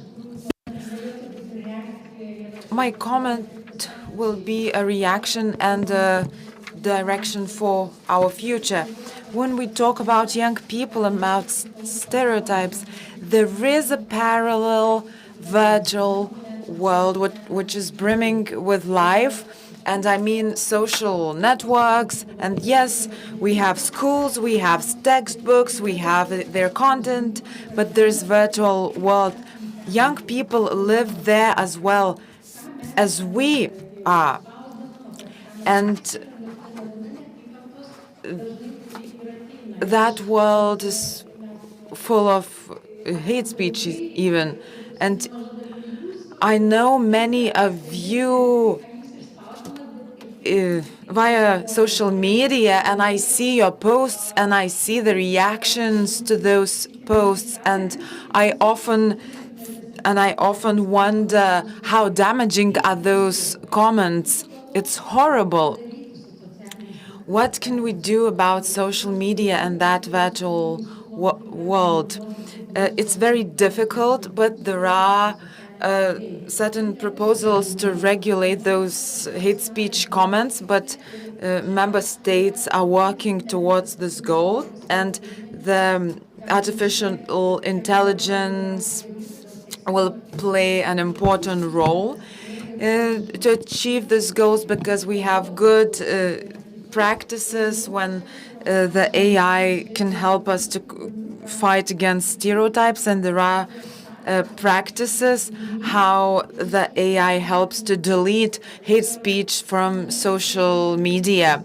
And this is a good direction to follow. How to transfer certain norms from our physical life, from our real world, how to transfer it into the virtual space. How can we use the opportunities provided by the artificial intelligence to achieve this goal? So let's be positive about certain opportunities to use the artificial intelligence in the fight against stereotypes. I would like to address the audience in the library. Do you have any questions, or maybe you would like to share your memory or a remark? You can do it right now. Please, the floor is yours.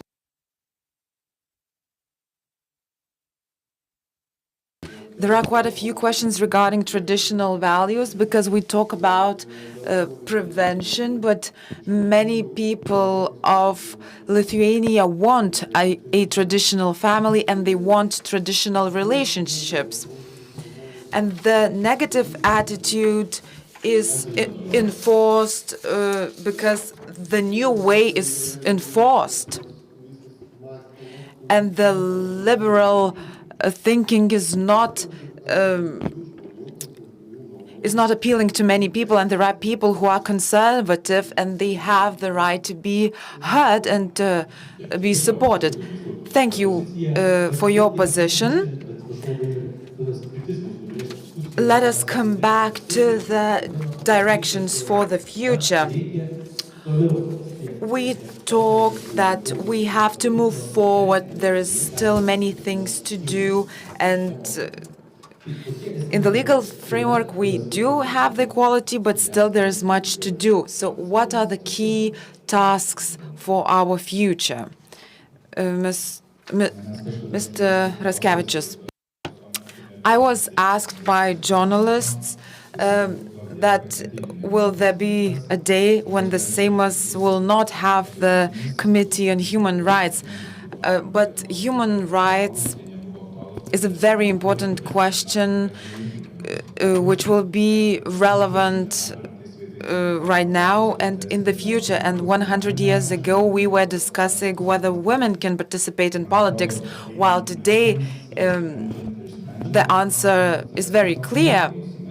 And there will be new questions, and my colleague spoke about the artificial intelligence, because the artificial intelligence learns from what it's given, and we give it our attitudes, and the artificial intelligence learns from them and produces new material.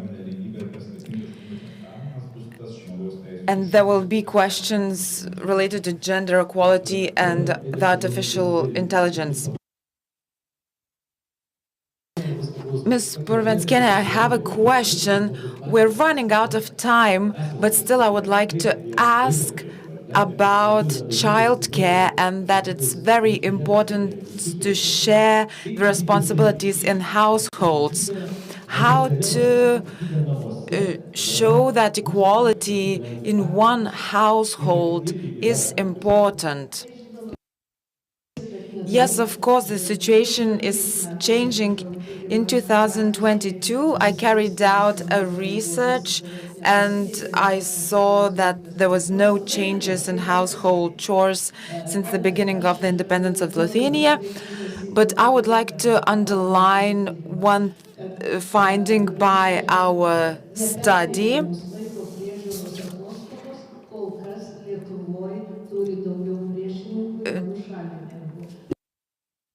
Childcare leave is opposed in Lithuania, and people don't understand the concept. And I assume that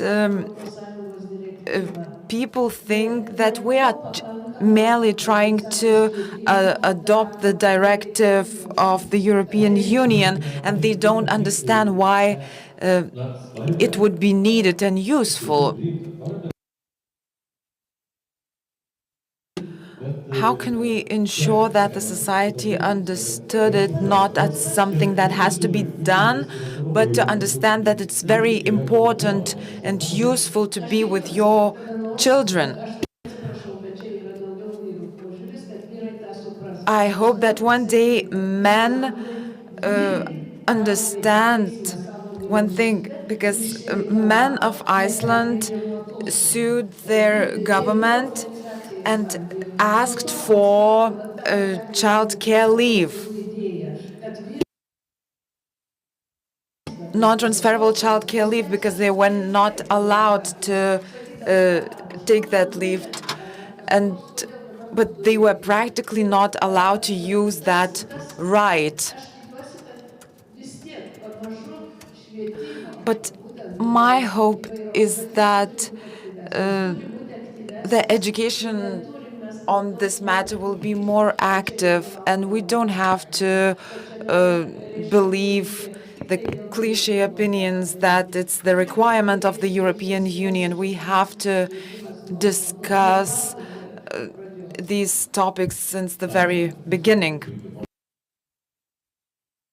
Ms. Vengelit, it's your opinion and your direction for the future agenda.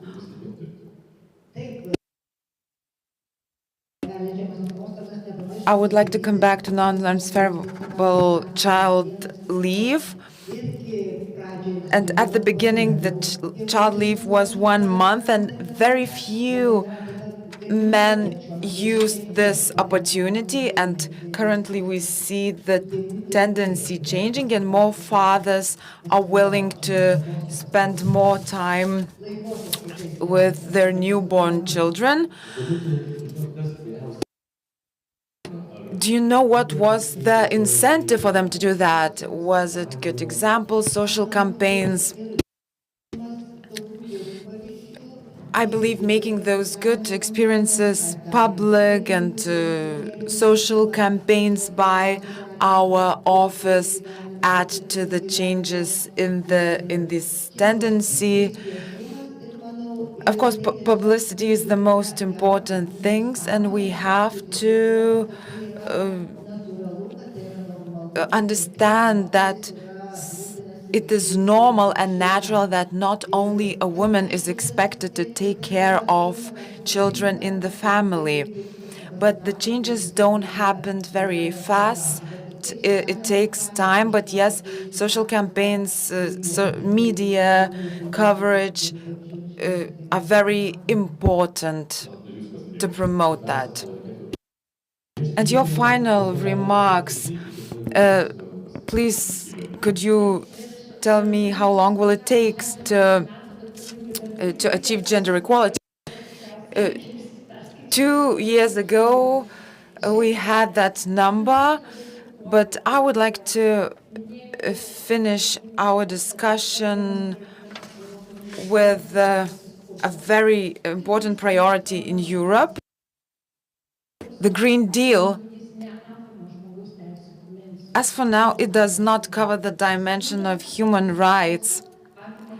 It covers the regional dimension. For example, if we close a factory in a region of Lithuania, we have to ensure people's right to find a new job. But if we create certain social inequalities, there are no measures to tackle that. And as the Swedish ambassador said, we have to think about digitalization and the Green Deal, which is our future perspective, how to implement those so we can avoid the creation of new human rights issues. More than 90% of European funds go into renewable sources, in low pollution transportation. But in case of a flood, heat waves, hospitals are overcrowded and the health sector faces a huge pressure.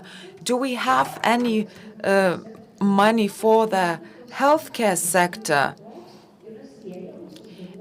Is the healthcare sector is somehow related to the Green Deal and to our future?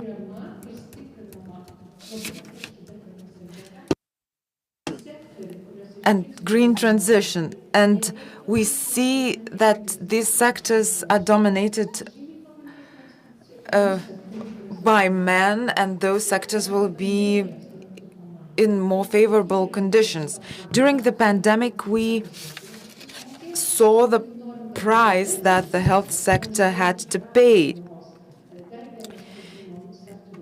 And if we want the Green Deal not to cause more pressure in the sectors that are dominated by women, we have to pay attention to that. And we have our everyday mundane problems, but we have certain priorities for the future, for the direction of our society, and that our new decisions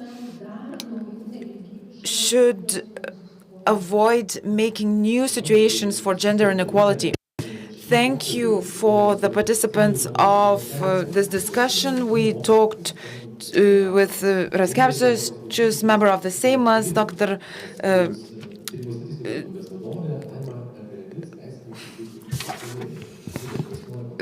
Vengaledits, Dr. Reingarde, Dr. Purvanskienė, and I remember that I was told by someone, why do we have to talk about human rights and equal opportunities? Because in the society which doesn't promote equal rights, you don't know when you will experience the negative consequences of that. Thank you.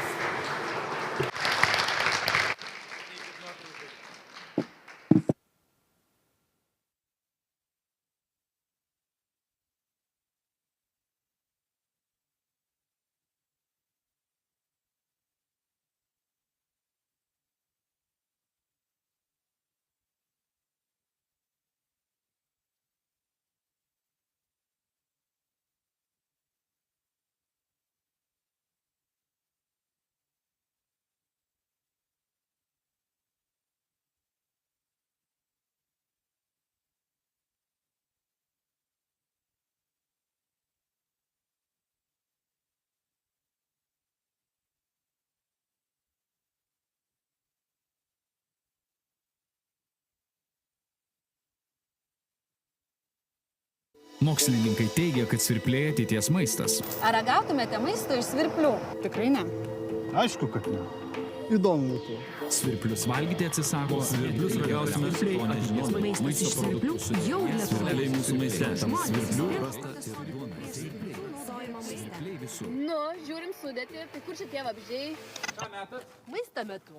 Visur tie svirpliai. Visur. Žiūrėkit, kas vyksta. Nu va, jau ir sriuboj vabalai. Ar naudinga valgyti svirplius, paklausime ir praeivių nuomonės.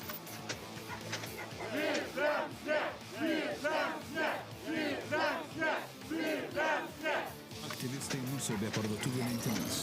O kaip yra iš tikrųjų? Naujienų portalas LRT LT. Naujienos be melagienų. Gerbiami nacionalinio žmogaus teisų forumo dalyviai ir svečiai. Visuotiniai žmogaus teisų deklaracijai jau 75. Šis ypač svarbus dokumentas turėjo padėti pamatus naujai pasaulio išgyvenusio 2 pasaulinius karus tvarkai. Deklaracija keitė politikų ir diplomatų žodyną, diegė naujus standartus, skatino žmonės būti jautrius, ginant silpnesnius už save, ugdė pagarbą kitoniškumui. Tačiau bet kuri deklaracija tik nurodo kryptį. Turėjome daug progų įsitikinti, kad už laisvę ir žmogaus teisų standartus būtina kovoti kiekvieną dieną.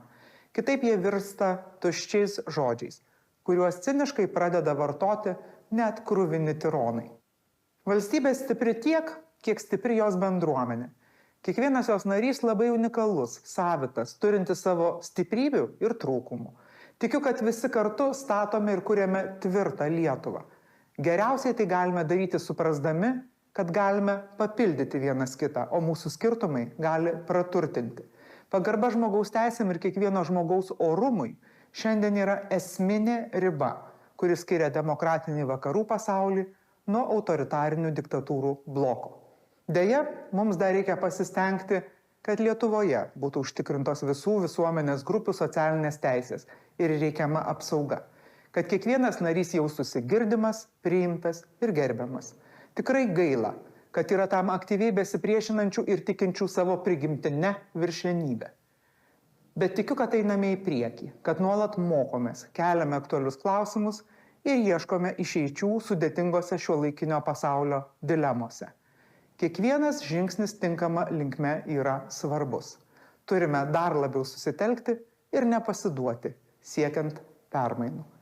Šiandien pasaulis vėl kamuojamas karo ir viena iš priežasčių yra ta, kad pernelyg atsainiai žiūrėjome į principingą žmogaus teisių gynimą.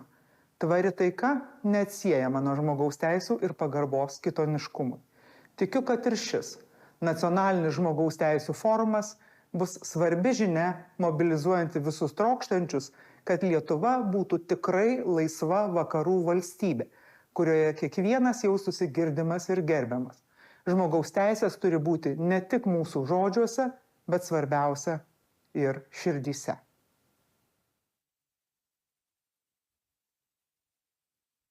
Gerbiami nacionalinio žmogaus teisų forumo organizatoriai, dalyviai ir svečiai. Sveikinu Jūs su Tarptautinio žmogaus teisų diena. Nacionalinis žmogaus teisų forumas išties išskirtinis reiškinys. 6. kartą vykstantis ir svarbioms sukaktims skirtas renginys jau tapo platforma, kurioje atvirai diskutuojant gimsta svarios idėjos ir įdomūs sprendimai. Šių metų forumo tema yra skirtumas. Privertė pasvarstyti, kaip šiandien po 75 metų nuo visuotinės žmogaus teisų deklaracijos pasirašymų ir minint Lietuvos narystės Europos taryboje 30-metį, turėtume skaityti šį pavadinimą. Jeigu tai būtų klausimas, ar yra skirtumas tarp to, koks buvo pasaulis prieš 75 metus ir kokia buvo Lietuva prieš 30 metų, atsakymas nebejotinai taip. Skirtumas milžiniškas. Šiandien sunku net įsivaizduoti, kad segregacija atrodė tinkamas elgesys, kad moteris neturėjo galimybės mokytis ar teisės balsuoti, mirties bausmė buvo teisėta, o vergiškomis sąlygomis dirbo net vaikai. Tačiau jeigu šį pavadinimą skaitytumėm kaip teiginį, jis turėtų skambėti taip. Yra skirtumas, bet. Apie tos bet šiandien ir kalbėsitės forumo diskusijose. Nors teisės aktuose įtvirtintos teisingos nuostatos, bet ar tikrai lyties, amžiaus, negalios, tautinė ar religinė priklausomybė ir kiti aspektai nėra pagrindas diskriminacijai. Tačiau diskusijoms ir abejonės erdvės yra labai daug. Lietuva įsipareigojo laikytis visuotinės žmogaus teisų deklaracijos dar 1949 m. vasario 16 dienos Lietuvos laisvės kovos sąjūdžio tarybos deklaracija ir aukščiausios tarybos atkuriamo Seimo 1991 m. kovo 12 dienos nutarimo. Atkūrusi nepriklausomybę, Lietuva prisijungė prie tarptautinių sutarčių, kurių pagrindas yra visuotinės žmogaus teisų deklaracijos nuostatos. Tarptautiniais žmogaus teisų apsaugos standartais imta vadovautis kaip gairėmis, kuriant ir plėtojant nacionalinę žmogaus teisų apsaugą. Valstybėje įsitvirtino Europinė žmogaus teisų politinė ir teisinė sistema. Konstitucinių žmogaus teisų apsauga yra ir viena pamatinių Lietuvos Respublikos konstitucinio teismo funkcijų. Taigi priemonių siekti visuotinės žmogaus teisų deklaracijoje įtvirtinto bendro idealo, kurio turi siekti visos tautos ir visos valstybės, turime. Svarbiausia nepamiršti, kad ši deklaracija nėra pageidavimų sąrašas, tai vadovas, padedantis įveikti susiskaldinimą ir krizes, kaip ir raginama deklaracijos preambulėje, kad kiekvienas asmuo ir kiekvienas visuomenės organas visuomet paisydami šios deklaracijos stengtųsi pasinaudodami mokymu ir švietimu, skatinti pagarbą šioms teisėms ir laisvėms ir pažangioms nacionalinėms bei tarptautinėmis priemonėmis užtikrinti, kad jos būtų visuotinai ir tikrai pripažįstamos bei taikomos. Nacionalinis žmogaus teisų forumas tiesiogiai prisideda prie šio siekio, tad linkiu visiems įdomių diskusijų, konkrečių idėjų, galinčių padėti sustiprinti žmogaus teisų apsaugos srities pasiekimus Lietuvoje. Gerbėmieji, sveikinu jūs susirinkusius ir stebinčius nuotoliu Nacionalinį žmogaus teisų forumą, vykstantį tarptautinės žmogaus teisų dienos išvakarėse ir šiemet skirtą visuotinės žmogaus teisų deklaracijos 75-mečiui paminėti. Forumas jau yra tapęs tradicinių metų pabaigos renginiu, sukviečiančių žmogaus teisų gynėjus, visuomenininkus, pilietinę visuomenę bei politikus diskusijai apie žmogaus teisų padėtį šalyje ir tai, ką galime padaryti kartu, kad Lietuvoje būtų gera gyventi visiems. Deja, tarptautinės bendruomenės sukurta universali pamatinių žmogaus teisų sistema patiria vis didesnį spaudimą. Vienos autoritarinės valstybės reitinguoja žmogaus teisės pagal jų tariamą svarbą, kitos bando jas paversti fasadu, už kurio patogu slėptis įvaizdžių besirūpinantiems diktatoriams ir alternatyvias tikrovės trolių fabrikuose konstruojantiems demagogams. Todėl sukakti švęsti dėja nepakanka. Kiekvienas iš mūsų galime ir turime savęs paklausti, ką pats padariau ir kuo dar galiu padėti, ginant žmogaus teisės. Už savo ir mūsų laisvę kasdien apkasuose kovojantiems ukrainiečiams, baltarusiams, kurie net rodos tamsiausią naktį išlaiko savo laisvės viltį. Ir visame pasaulyje laisvės siekiantiems žmonėms, kuriems, kaip ir mums patiems, vos prieš 30 metų, taip svarbu žinoti, kad jie ne vieni. Demokratija tuo ir graži, kad leidžia, o kartais ir įpareigoja vardinti ne tik tai, ką turime ginti svetur, bet ir tai, ką dėl žmogaus teisų turime padaryti ir Lietuvoje. Prieš daugiau kaip 30 metų iškovotą laisvę mūsų šalyje vis dar dalinamės nevienodai. Tikiu, kad pripažindami ir suvokdami tai, išspręsime ilgokai neišsisprendžiančias problemas. Lietuva, tapusi Jungtinių tautų žmogaus teisų tarybos nare, 22-24 metų laikotarpiu įsipareigojo aktyviai ginti žmogaus teisų universalumą ir skatinti veiksmingą bendradarbiavimą tarp valstybių, kad žmogaus teisės būtų užtikrintos visiems vienodai. Šių metų forume taip pat minime 30-metį Lietuvos narystės Europos taryboje, pagrindinėje organizacijoje ginančioje žmogaus teisės ir demokratinės vertybės Europoje, kuriai pirmininkausime jau kitąmet. Lietuva taip pat rengia kasmetinį demokratijos ateities forumą, kuriame ieškoma, kaip efektyviau ginti pamatinės vertybės nuo autoritarinių tendencijų. Dar kartą noriu jūs nuoširdžiai pasveikinti artėjančios tarptautinės žmogaus teisės dienos progą bei palinkėti konstruktyvių diskusijų, siekiant užtikrinti, kad žmogaus teisės Lietuvoje būtų ginamos ir ne vienas nebūtų paliktas nuošalyje.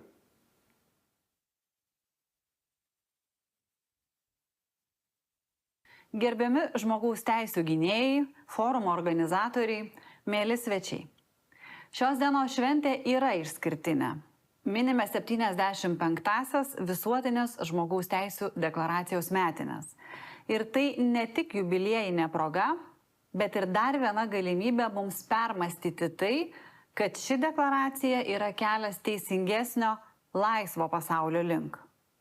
Visų žmonių prigimtinio orumo ir lygių teisių pripažinimas nepriklausomai nuo jų rasės, lyties, įsitikinimų, orientacijos, vienokios ar kitokios negalios yra laisvės, teisingumo ir taikos pasaulyje pagrindas. Ir priešingai, žmogaus teisių nepaisimas ir niekinimas baigėsi karais, represijomis ir neapykanta kitaip mąstančiam į susinaikinimą. Deklaracijoje skelbiama, kad visi žmonės gimsta laisvi ir lygūs savo orumu ir teisėmis. Šiandien vis dar egzistuojanti lyčių nelygybė yra vienas didžiausių iššūkių šiam principui įgyvendinti. Todėl džiaugiuosi, kad pastarieji metai Lietuvoje pasižymėjo pasiekimais lyčių lygybės srityje. Pastaraisiais metais Lietuva pasiekė pažangą Europos lyčių lygybės instituto indekse, pakildama iš 20 į 17 vietą tarp ES šalių. Nors akivaizdu, jog turime dar daug iššūkių ir problemų šioje srityje, šiandien pasidžiaukime šiuo pasiekimu, kaip bendru mūsų darbu įgyvendinant strateginę lyčių lygybės politiką. Tačiau visuotinė žmogaus teisų deklaracija telkia ne tik lygybei, tačiau ir laisviai, asmens saugumui. Smurtas ir visos jo rūšis vis dar yra didžiulė problema. Didesni žingsniai žengti ir kovos su smurtu srityje, tiek vaiko teisų apsaugoje, tiek įteisinant smurto artimoje aplinkoje orderį. Per 4 mėnesius išduoti net 7000 orderių ne tik iliustruoja smurto artimoje aplinkoje problemos mastą, bet tikiu, apsaugojo ne vieną auką nuo tolimesnio smurto. Toliau visi bendrai, tiek vyriausybė, tiek Seimas, tiek žmogaus teisų gynėjai, turime tęsti savo darbą, jog smurtas prieš vaiką, moterį, vyrą, kitaip mąstantį, kitaip atrodantį, Lietuvoje nebebūtų toleruojamas apskritai. Tai yra nuolatinė pastanga ir nuolatinis darbas to siekti. Šiandien, kalbėdama apie žmogaus teisės, taip pat noriu paminėti asmenis su negale. Jų lygių galimybių užtikrinimas ir aktyvus dalyvavimas visuomeninėme gyvenime, keičiant negalios vertinimo modelį, atveria naujas galimybes įtraukčiai ir pagarbai kiekvienam, nepaisant to, kokių galių mes bebūtume. Turime dar daug ką nuveikti, keisti ir keistis kasdien, siekdami ginti ir užtikrinti visų žmonių teisės. Ši diena tegu būna mums tik priminimas įsipareigojimo žmogaus teisėms, kurio laikytis turime kasdien, kurdami ir stiprindami savo valstybę ne tik savo, bet ir po mūsų ateinantiems. Linkėjimai kiekvienam forumo dalyviui.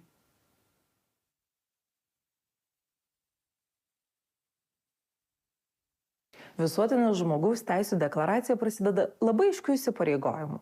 Visų žmonių giminės narių prigimtinio orumo ir lygių bei neįtemumų teisų pripažinimas yra laisvės, teisingumo ir taikos pasaulyje pagrindas. Šiandien nesiginčiame dėl to, kad 1948 metais visuotinės žmogaus teisų deklaracijos priėmimas lėmė žymiai didesnę apsaugą nuo žmogaus teisų pažeidimo ir tapo pagrindu, siekiant visų žmonių laisvės, lygybės ir orumo. Per 75 metus deklaracija ir daugelio kitų panašių dokumentų normos suvienijo pasaulio bendruomenę. Daugiau nei 190 šalių patvirtino visuotinės žmogaus teisų deklaraciją. 1991 metais atkūrusi nepriklausomybę, tą padarė ir Lietuva. Mes siekiame tapti svarbiausių su žmogaus teisų apsauga susijusių tarptautinių sutarčių, kurių pagrindas yra visuotinės žmogaus teisų deklaracijos nuostatos šalimi. Tokiu būdu tarptautinių žmogaus teisų apsaugos standartais imta vadovautis kuriant ir plėtojant mūsų šalies nacionalinę teisę ir žmogaus teisų apsaugą. Mūsų valstybė įsitvirtino Europinė žmogaus teisų politinė ir teisinė sistema. Tačiau pasaulis, kuriame gyvename, yra padalintas daugybė skiriamųjų linijų. Todėl dar svarbiau yra ne tik kaip valstybės kuria ir plėtoja žmogaus teisų apsaugos sistemą, bet kaip ir jos piliečiai žino savo teises ir suvokia, kad niekas neturi teisės jų pažeisti. Nacionalinis žmogaus teisų forumo kvietimas diskutuoti apie tai, kur esame ir ką galime geriau, yra tai, kas sustiprina žmogaus teisų suvokimą. Manau, kad toks būdas švęsti žmogaus teisų dieną yra pats prasmingiausias.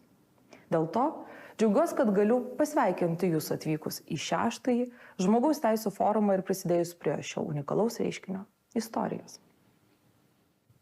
In this time of two atrocious wars, Hamas attack on Israel and Russia's attack and war of aggression against Ukraine, we are reminded that every day should be and is Human Rights Day. And we are reminded as well that security and human rights are often two sides of the same coin. Without security, there will be no human dignity, no adherence to human rights. It will be just the survival of the fittest and the dominance of the most vicious and violent. Only on the solid foundation of our common security, we will be able to build a world of common decency, including all, excluding none. No exclusion on the basis of gender, sexual orientation, skin color, or religion. But we have to realize that freedom and human dignity come at a price. We have to be prepared and ready for the worst and prepared to stand up for our values, our freedoms, and those of our allies, and especially for the rights and the freedoms of others. Every day again is and should be Human Rights Day. Hello. I would like to draw your attention to the International Human Rights Day, December 8th. And I would also like to draw your attention to the 75th anniversary of the Universal Declaration of Human Rights, December 10th. In a world where the international rule-based order is increasingly challenged, is also important to uphold human rights. Human rights are individual and belongs to each and everyone. Let's protect them together. Gerbėmieji forumo dalyviai, visi žmonės gimsta laisvi ir lygus, savo orumu ir teisėmis. Jiems yra suteiktas protas, sąžinė ir jie turi elgtis vienas su kitu kaip broliai. Šie paprasti ir visiems suprantami žodžiai įrašyti Jungtinių tautų visuotinėje žmogaus teisių deklaracijoje. Ši deklaracija po Antrojo pasaulinio karo tapusi žmoniją vienijančių dokumentų išreiškė didžią žmonijos viltį gyventi taikiame, laisvame ir teisingame pasaulyje. Prabėgo 75 metai, pasaulis įžengė į technologijos stebuklų erą, kurioje realybę keičia ne tik žmogus, bet ir jo sukurtas dirbtinis intelektas. Bet jei sąžiningai savęs paklaustume, ar tiek pat toli pažengėme įtvirtindami taiką, teisingumą, žmogaus teises, matyt, tenka pripažinti. Šiame kelyje atsiliekame nuo mokslo ir technologijų pažangos ir tai kelia žmonijai daugybę naujų iššūkių ir klaustukų. Dar ir šiandien pasaulyje yra šalių, kur net pilietinės ir politinės teisės atrodo kaip tolimos ateities prabanga, kur tenka kovoti dėl moterų ir mergaičių teisės į švietimą ir kitų žmogaus teisių. Tad nereikėtų pasiduoti iliuzijai, kad ir didelė kaina iškovotoje laisvoje demokratinėje mūsų valstybėje neliko gėdingų žmogaus teisių ignoravimo ir pažeidimo atvejų, neliko įvairių diskriminacijos, neapykantos kurstymo apraiškų. Akivaizdu, kad vien įstatymo nepakanka, norint sutramdyti tuos, kuriems visuotinai pripažinti tarptautinės teisės principai, tik tušti žodžiai. Net jei negalime visuotinai to pakeisti, galime kasdien daryti po žingsnį, saugodami, puoselėdami ir gindami esminius žmogaus teisių principus, būtinus ne tik žmonijos sugyvenimui, bet ir išgyvenimui. Neapykanta prasideda nuo žodžių, kuris šiandien gali pasklisti akimirksniu ir nėra tokios ugnesenės, kuri nuo to apsaugotų. Kaip savo pasisakyme pabrėžė Jungtinių tautų generalinis sekretorius Antonijo Guteres, mokytojai, švietėjai yra pirmojoje mūsų gynybos linijoje, neleidžiant įsigalėti neapykantos kurstymui. Būtent švietimas gali ugdyti jaunų žmonių kritinio mąstymo įgūdžius, kad jie galėtų atskirti faktus nuo fantastikos ir tikras naujienas nuo netikrų. Džiugu, kad šiame nacionalinėme žmogaus teisių forume tiesiogiai skamba akademinės bendruomenės, jaunimo ir nevyriausybinių organizacijų balsai. Neabejoju, kad juos girdi ir Lietuvos piliečių rinkti politikai ir plačioji Lietuvos visuomenė. Mielieji, linkiu turiningos diskusijos, kuri tikiuosi padės mums visiems geriau suvokti išmoktas ir neišmoktas pamokas, būdint niekada nesibaigiančioje žmogaus teisių sargyboje.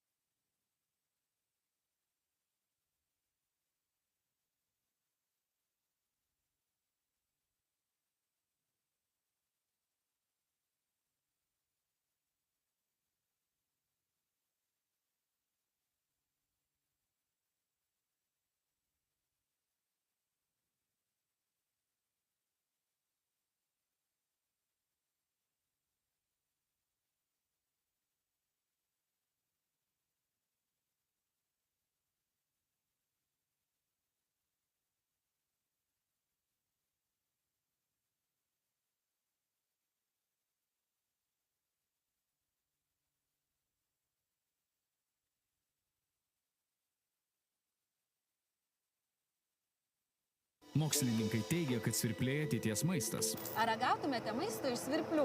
Tikrai ne. Aišku, kad ne. Įdomu būtų. Svirplius valgyti atsisako. Svirplius ragausime maisto produktų svirpliai mūsų maiste. Svirplių pasta ir duona. Svirpliai visur. Nu, žiūrim sudėtį, tai kur čia tie vabzdžiai? Ką metat? Maistą metu. Visur tie svirpliai. Visur. Žiūrėkit, kas vyksta. Nu va, jau ir sriuboj vabalai. Ar naudinga valgyti svirplius, paklausime ir praeivių nuomonės.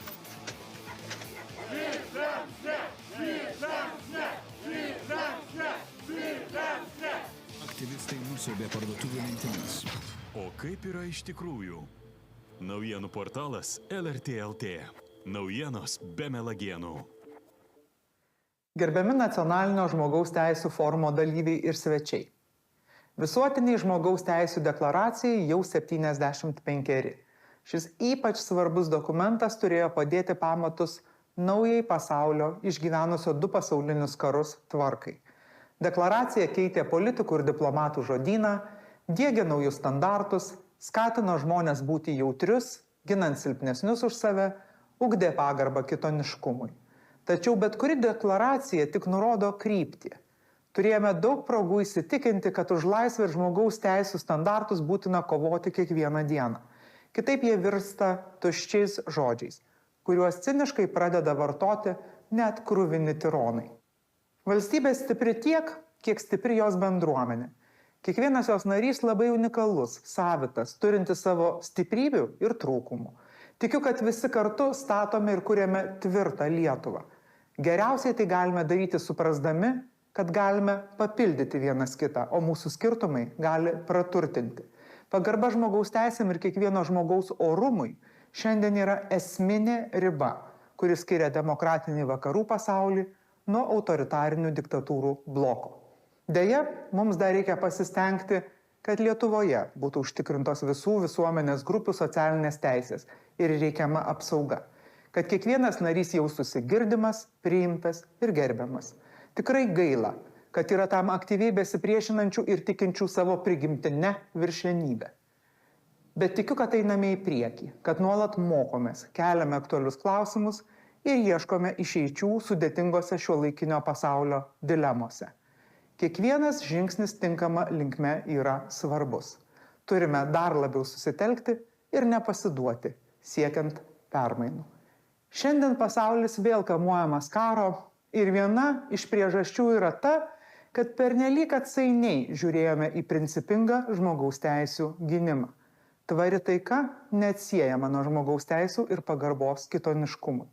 Tikiu, kad ir šis nacionalinis žmogaus teisių forumas bus svarbi žinia, mobilizuojanti visus trokštančius, kad Lietuva būtų tikrai laisva vakarų valstybė, kurioje kiekvienas jaustųsi girdimas ir gerbiamas. Žmogaus teisės turi būti ne tik mūsų žodžiuose, bet svarbiausia ir širdyse.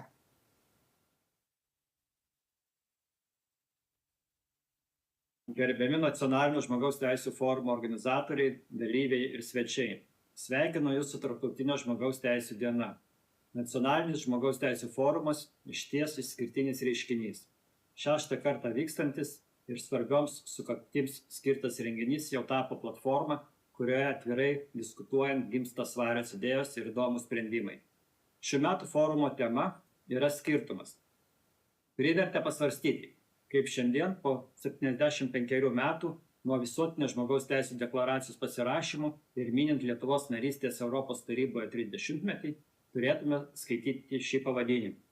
Jeigu tai būtų klausimas, ar yra skirtumas tarp to, koks buvo pasaulis prieš 75 metus ir kokia buvo Lietuva prieš 30 metų, atsakymas nebejotinai taip. Skirtumas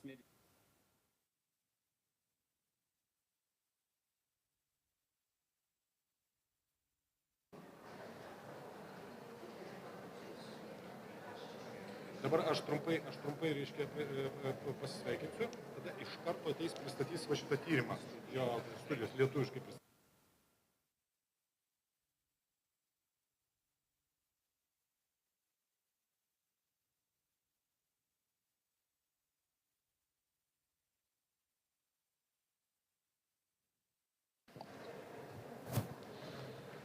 Hello?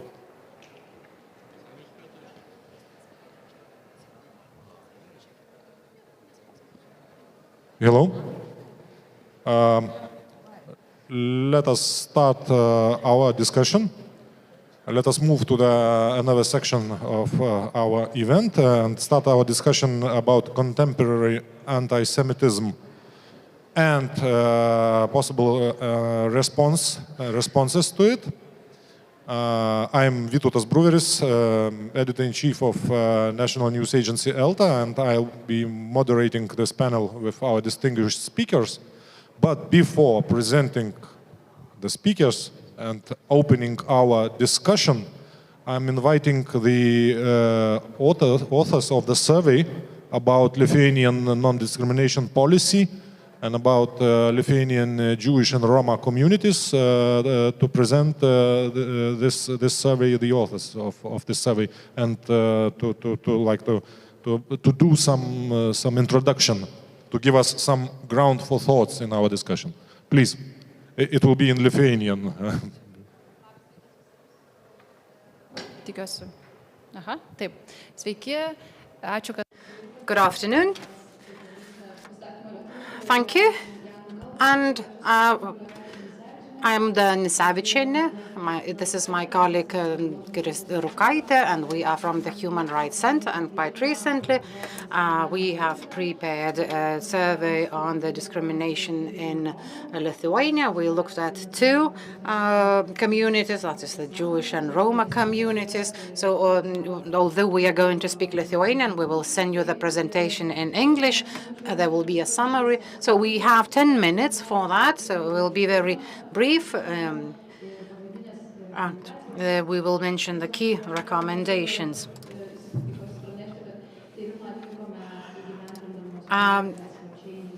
I have to say that the study was carried out in the framework of the S4 Change Project Strategy for a Change in Anti-Discrimination Policies in Lithuania. The project is co-financed by the Citizens' Equality, Rights and Values Program of the European Union and the Ministry of Social Security and Labour. The study itself aimed at identifying the shortcomings of the Lithuanian legal framework in the field of non-discrimination towards the current experiences of anti-Semitism, anti-Gypsyism and xenophobia of Lithuanian Jews and Roma communities in Lithuania, and to formulate recommendations to state institutions in order to improve the response to various forms of discrimination in Lithuania and raise public awareness about anti-Semitism, anti-Gypsyism, and xenophobia. Before talking about the results, first and foremost, we have to talk about what anti-Semitism is. Yra patvirtinęs darbinę antisemitizmo apibrėžtį. Lithuania is committed to implementing the international documents that pertain to the prevention of anti-Semitism.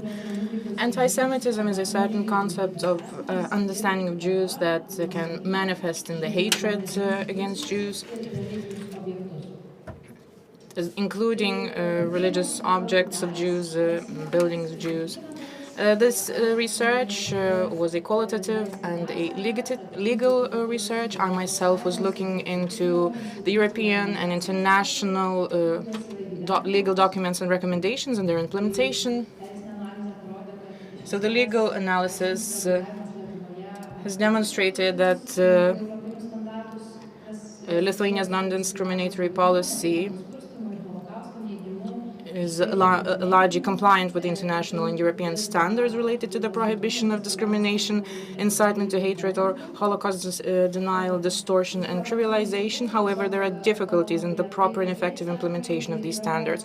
I will not go into detail, but here we mention a few of the documents pertaining to the prevention of discrimination. This includes the Penal Code of Lithuania, the law on non-discrimination, as well as administrative code, which provides for punishment for public approval of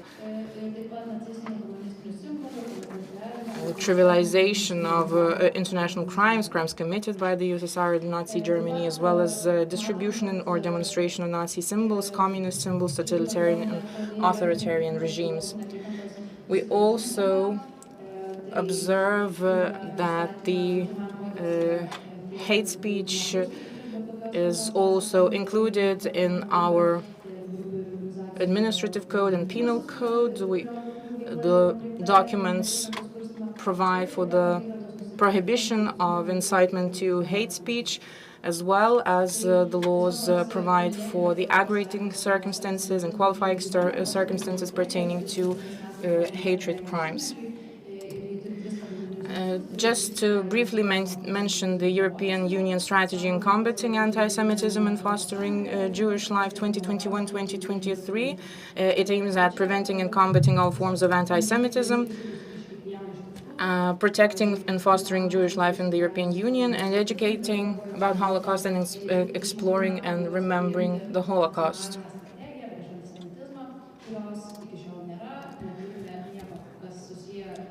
So far, we have no national strategy whatsoever on the prevention of anti-Semitism. Although we do have a plan for the prevention of discrimination, it does not entail any measures pertaining to the prevention of anti-Semitism.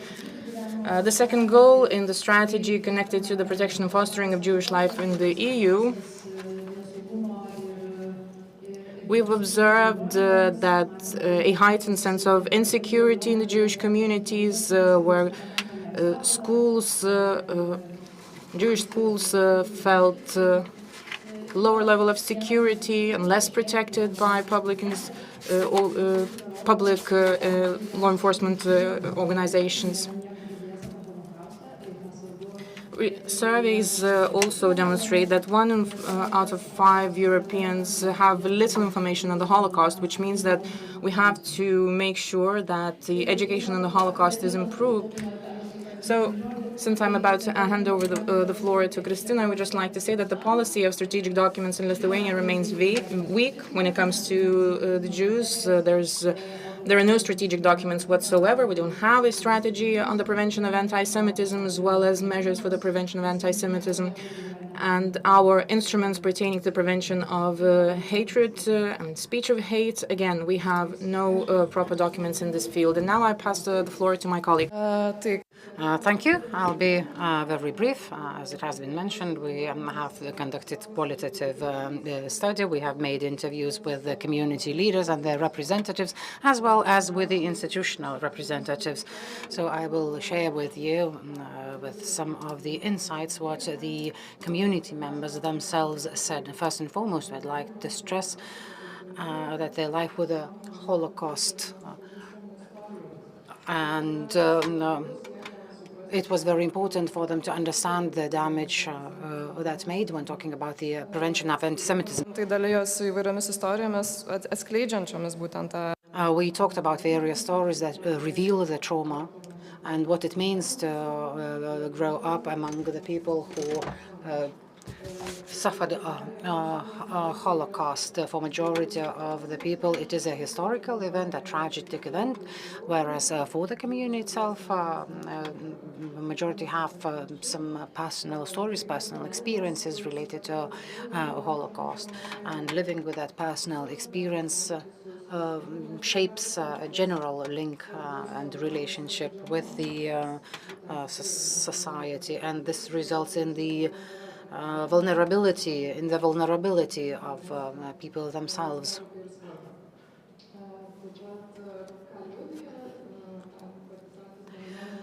The representatives of the community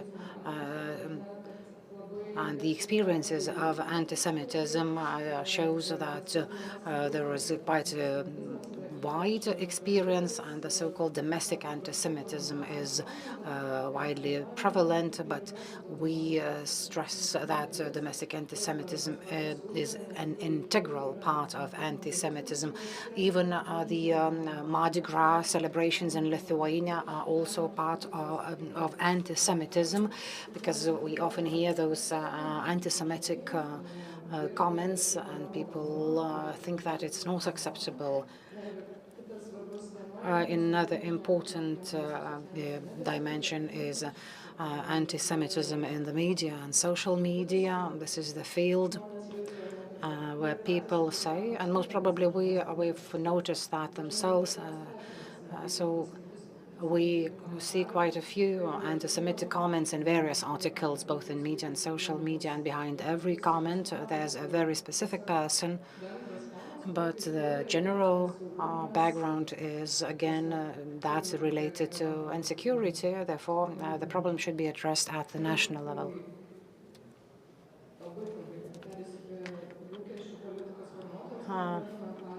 I'll move on to the expectations for policy makers.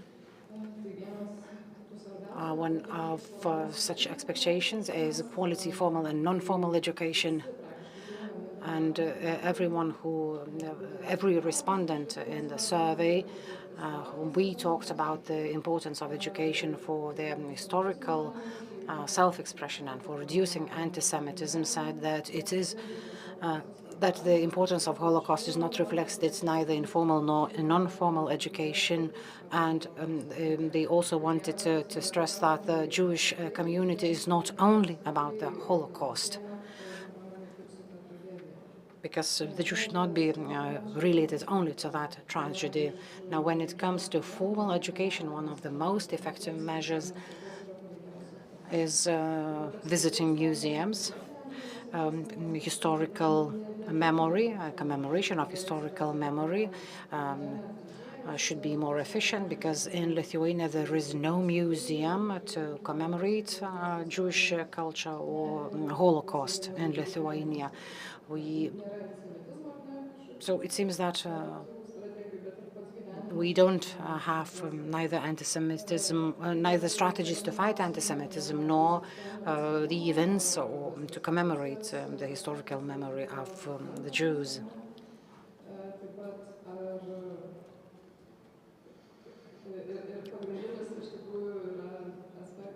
The key aspect is equality. Now, members of the community, of the Jewish community, felt that there's a difference between them and us, that they felt strangers to the rest of the community. They believe that there's a need for some political measures to be taken.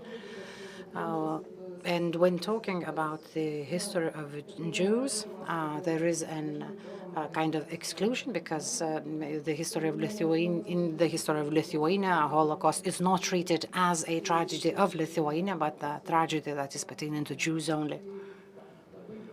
And I'll run through the recommendations. Did you want to ask anything? Well, if you have presented your survey, we'll move on to the debate. Well, so from the things, we do have certain recommendations, and we encourage you to read those recommendations. Thank you. Thank you for the presentation, and please follow the recommendation of the authors to look closely and directly to the very presentation itself, to the text, to the detailed text, to the detailed text of the survey. And let's move to our discussion, and I am presenting our distinguished speakers. Mrs. Faina Kukliansky, the head of the Lithuanian Jewish community. Two members of our parliament, chair of Foreign Affairs Committee Žygimantas Pavilionis, and Arūnas Valinskas, a member of Human Rights Committee. And we have two distinguished guests via Zoom connection, via distance. So one of them is Rabbi Dov Maimon, who is a scientist and scientific expert and professor in Jewish People Policy Institute and in the University of Ben Gurion in Beersheva. And last but not least, Honorable Raya Kalenova, who is European Jewish Congress Deputy President and General Director. So one last thing before real start of our discussion, I will give the floor very short couple of words to Mrs. Kukliansky to deliver us congratulations with Hanukkah. Can you hear me? Okay. So I'll start with congratulations because we are celebrating Hanukkah, which is a very nice holiday, and we are always expecting miracle. And this time, this year, we are really praying God and hoping that the war in Israel will be over, that anti-Semitism will be over, and because not everything, or maybe everything, depends on Hashem, on God, as we say, but we have to help them. So please, all of us, let us do everything to make next year more happy and joyful. Thank you. Thank you so much. And I'm immediately giving the floor to our guests who are online. And let's start from Honorable Rabbi Dov Maimon, who prepared a special presentation for us. Of his take on the global trends of anti-Semitism. Global trends of anti-Semitism, and especially those who can be observed in the wake of, in the context of Gaza war. Rabbi, please, we are listening to you. Good afternoon, good morning. I'm very happy to be with you. I hope that you will see the slides also. And I just want to say I'm speaking from Jerusalem, and from Jerusalem we see that Lithuania is a state, is a country that is really on the front line of the fight against anti-Semitism. We see that you do a lot of work, you do a lot of effort to mitigate anti-Semitism. So I would like to give you a kind of a global perspective. This is what will be my show about. Listen, so I give you findings and then some typology and maybe something about invisible anti-Semitism. And then the fundamental disagreement, I think we'll give, and then I will give you some recommendation. I share with you a lot of experience we have in Israel and in the world, and I hope that you will, as you can see, there is a lot, during the last 2 months, we had a lot of attacks against Jews all over the world. This is the number in France, as you can see, from the last 30 years. We have something which is completely crazy this time, but it's not the situation in Lithuania. It's something special with a country where you have a massive migration from Muslim countries, especially, and so it's a different story than what we have in your country. So the first thing I will say, what the big major findings we have. The first thing to do is to know that after the Holocaust, we had a kind of the voice against Jews have been silenced, and this grace period is over. Today we have everywhere in the world, anti-Semitism has become a new normal. It's new normalcy. So it's something we have to confront, and we'll have to work it for many years to come. The second thing is what we say that is that we don't succeed. Even we do a lot of effort. We have effort in Lithuania. We have a strategic plan from America. We have strategic plan from the EU. We have other things, and it doesn't work. We have all this convention, and for the moment, we didn't find a way to confront anti-Semitism. So we don't know what to do. We are, in some way, we see that we do some effort, but it doesn't work, and we have more and more anti-Semitism everywhere. So we have to think again and to review our strategy. This is very critical. We have to think again, what is the strategy, what is the problem, and what could be the solution. And this is what I'm trying to share with you, a kind of global experience. And what we see, that is not especially the general population. It's mainly about the far right, far left, and the Muslim population everywhere. And we'll see later on that there are also some backers. There are big actors who try to increase anti-Semitism in the world. So we have to find out who they are and how to confront them in a special way. Like in every war, we are really in a war against anti-Semitism and racism. And it's something we have to take it very seriously. And as you see, very people are against, when they attack the Jew, they don't attack the Jew, they attack the liberal humanism and liberal democracy. So it's come from the far right, it's come from the far left, it comes from neo-Nazi, it's come from the Islamists. Some way, it's also sometimes we see also some actors who are interested to destabilize the West.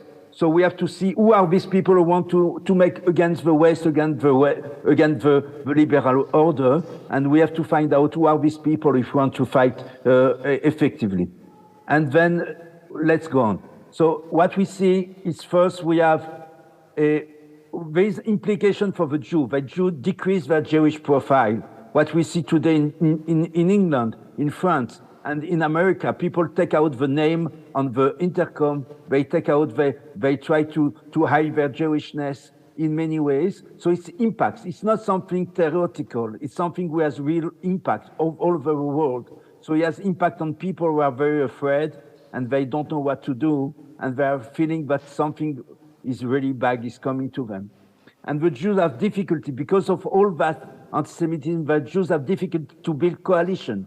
They cannot build coalition with the left. They cannot build coalition with the right. And so we are in a not easy situation.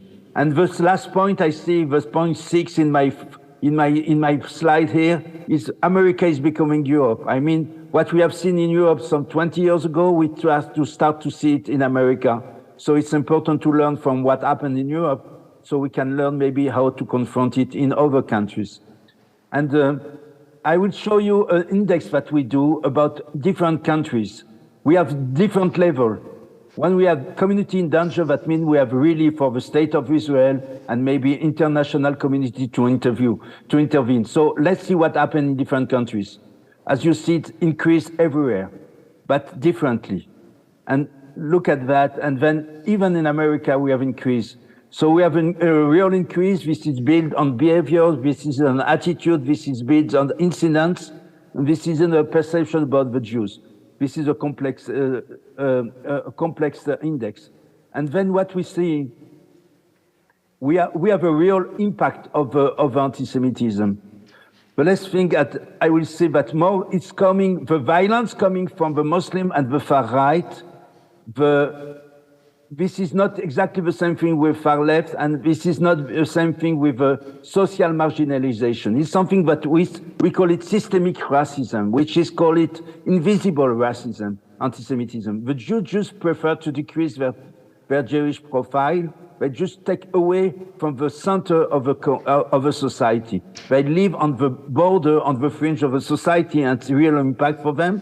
They don't feel full citizens. And only the Jews feel that. I mean, only the Jews, people who are not Jewish don't feel that. It's also true for different minorities in the world, but only the minority understand that. The other people don't feel that there is a social marginalization.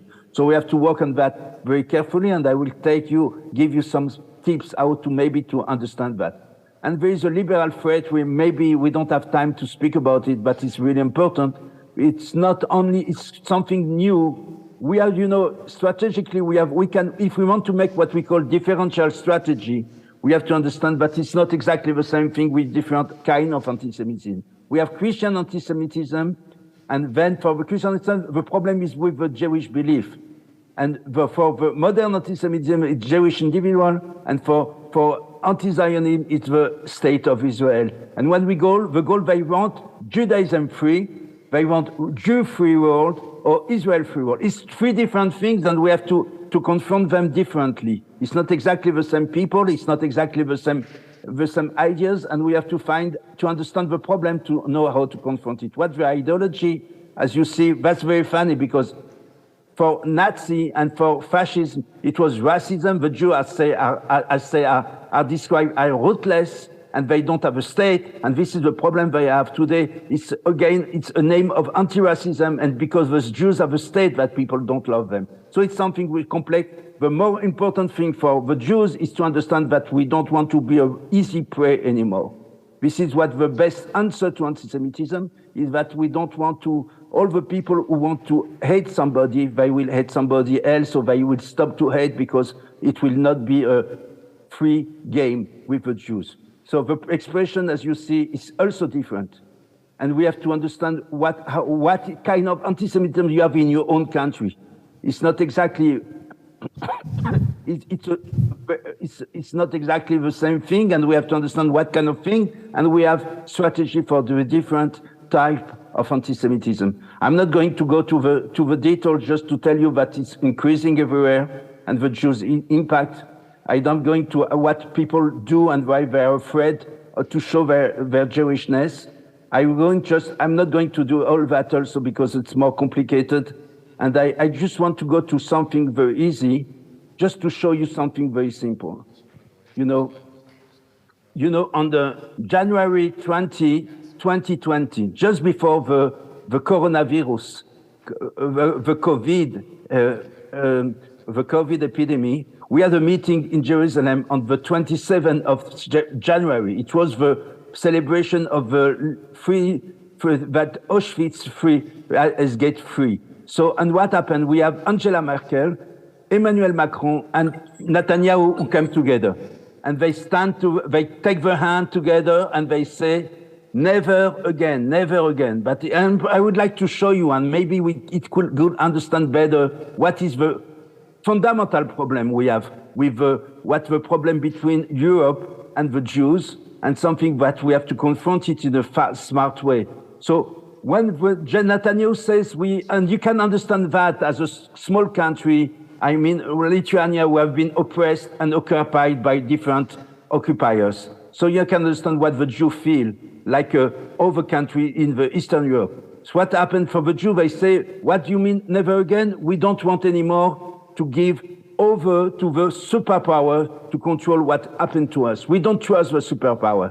We don't trust them in Syria for 500,000 people killed. We don't trust them in Afghanistan for the women. We don't trust them for Yazidi women in Iraq and other places. We don't trust the superpower to intervene and to protect us. So we have to protect ourselves by ourselves. That means that we need to have a state, we need to have an army, we don't trust the European and not the American to protect Ukraine or to protect Lithuania. We need to have our own country, we have our own capability of deterrence. So, and this is not exactly the same thing. For Angela Merkel and for Macron, what they say is we won't want, they say never again to war as a political means. I mean, never again political means to stop the war. Never again ethnic or religious definition of citizenship. This is completely different because the Jews say something different. They say we want a state with some preference for the Jews because this is the only place we can control that. So they say, so in Europe, in the EU, they say we want less borders. We want less military, we want less ethnicity, we want no electricity, we don't want identity and particularist identity. And the Jews say, no, we want another story. We want to be ourselves. We don't want to live at the cloakroom or identity. So it's completely different. And then and in Europe, the ethos, like John Lennon, imagine there are no nation, no religion too. It's post-nationalism. And what we say in Israel and what we say in Ukraine and what we say in Lithuania, in other small countries, or Czechoslovakia or Slovakia and Republic Czech, we say we want to have we are a state for ourselves and we want to have an identity. So it's not exactly the same story. So we have two different things. And in some way, the Jewish narrative here it's exactly in mirror of the international post-war liberal narrative. So we have something we have to take care of that, and we can find solution, but we have to understand the lesson awful to that is that the small countries, the small people need to protect themselves. And the other side, we also have to decrease identity and to avoid to have war between the different people in the world. But don't forget, the small countries need to protect their identity. You cannot say, let's go without identity. Without identity, we need to go. It's really danger for every country in the world. So we have, if you don't take care of identity, we may have a backlash, a nationalist and populist backlash will be very bad for everybody. So we have to learn from the small countries for all, not only for the small countries themselves, but also for Europe and for America. So listen now, I want to say a few things about something which is critical. we see that many countries, anti-Semitism comes from the Qatar regime, which is investing a lot of money to buy university, to like a big player, political players in Europe or in America, and they are the people who finance the anti-Semitism, finance the Hamas and other terrorist organizations. And for sure, we have Al Jazeera, which is a real voice of against the Jews all the time. So it's really problematic we have, and we see it in France very clearly. People see at the TV in Al Jazeera and then go and beat Jews in the streets. So it's really dangerous what they do. I want to say about Hamas is very invested in many places, in many demonstrations against Israel. We have Hamas activists everywhere, and and then we have also Russian influence, which is supporting the far right and supporting the far left just to destabilize the European liberal order. So we have to be aware of who are the people. It's not only to do nice things to protect the anti-Semitism, it's also to think at the strategic and global level. So and this needs coordination. And then I go, and we have China for sure, with TikTok, which is the real machine of anti-Semitism and hatred all over the world. So we have to be careful of that. And it's beyond what we can do at the only single country. We can do at the EU. And it's because this reason we have in our EU the DSA against anti-Semitism online. And it's very important to work, and we don't have that thing in America. So that's our policy recommendation.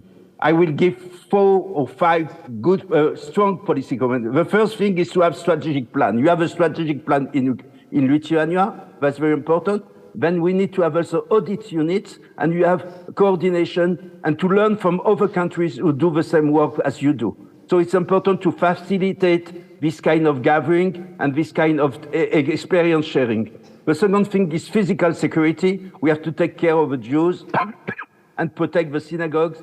And if you have other minorities in your country, like the Roma, we have to protect them if there is a danger. And it's very important to be aware. It's important that the chief of the community, here you have someone who is very active and very present in do that in your country. And it's important that you have a direct contact with them for the police and to protect them. And you know, they need to have a contact at the police level to give them every time there is a threat. And the first thing is enforcement. It's not only good to have good laws, we need also to enforce them. If we don't do that, it's not happening. And we see it everywhere. When we have enforcement, it stops anti-Semitism. And the last 3 things, online anti-Semitism, like I said, we have to control. This is what happened in Europe today, and we have to enforce the DSA. And then we have IHRA definition. This is the best product that we have today. It's maybe not the optimal one. It's not ideal, but it's something that works. So this is the tool we have to stop anti-Semitism everywhere. So please encourage adoption of IHRA definition. And the last thing is to promote encounters that we know that when people know more the Jews, when they visit synagogues, when they visit Jews and they encounter Jews, they are less anti-Semitic. This is all what I wanted to share with you. Thank you very much.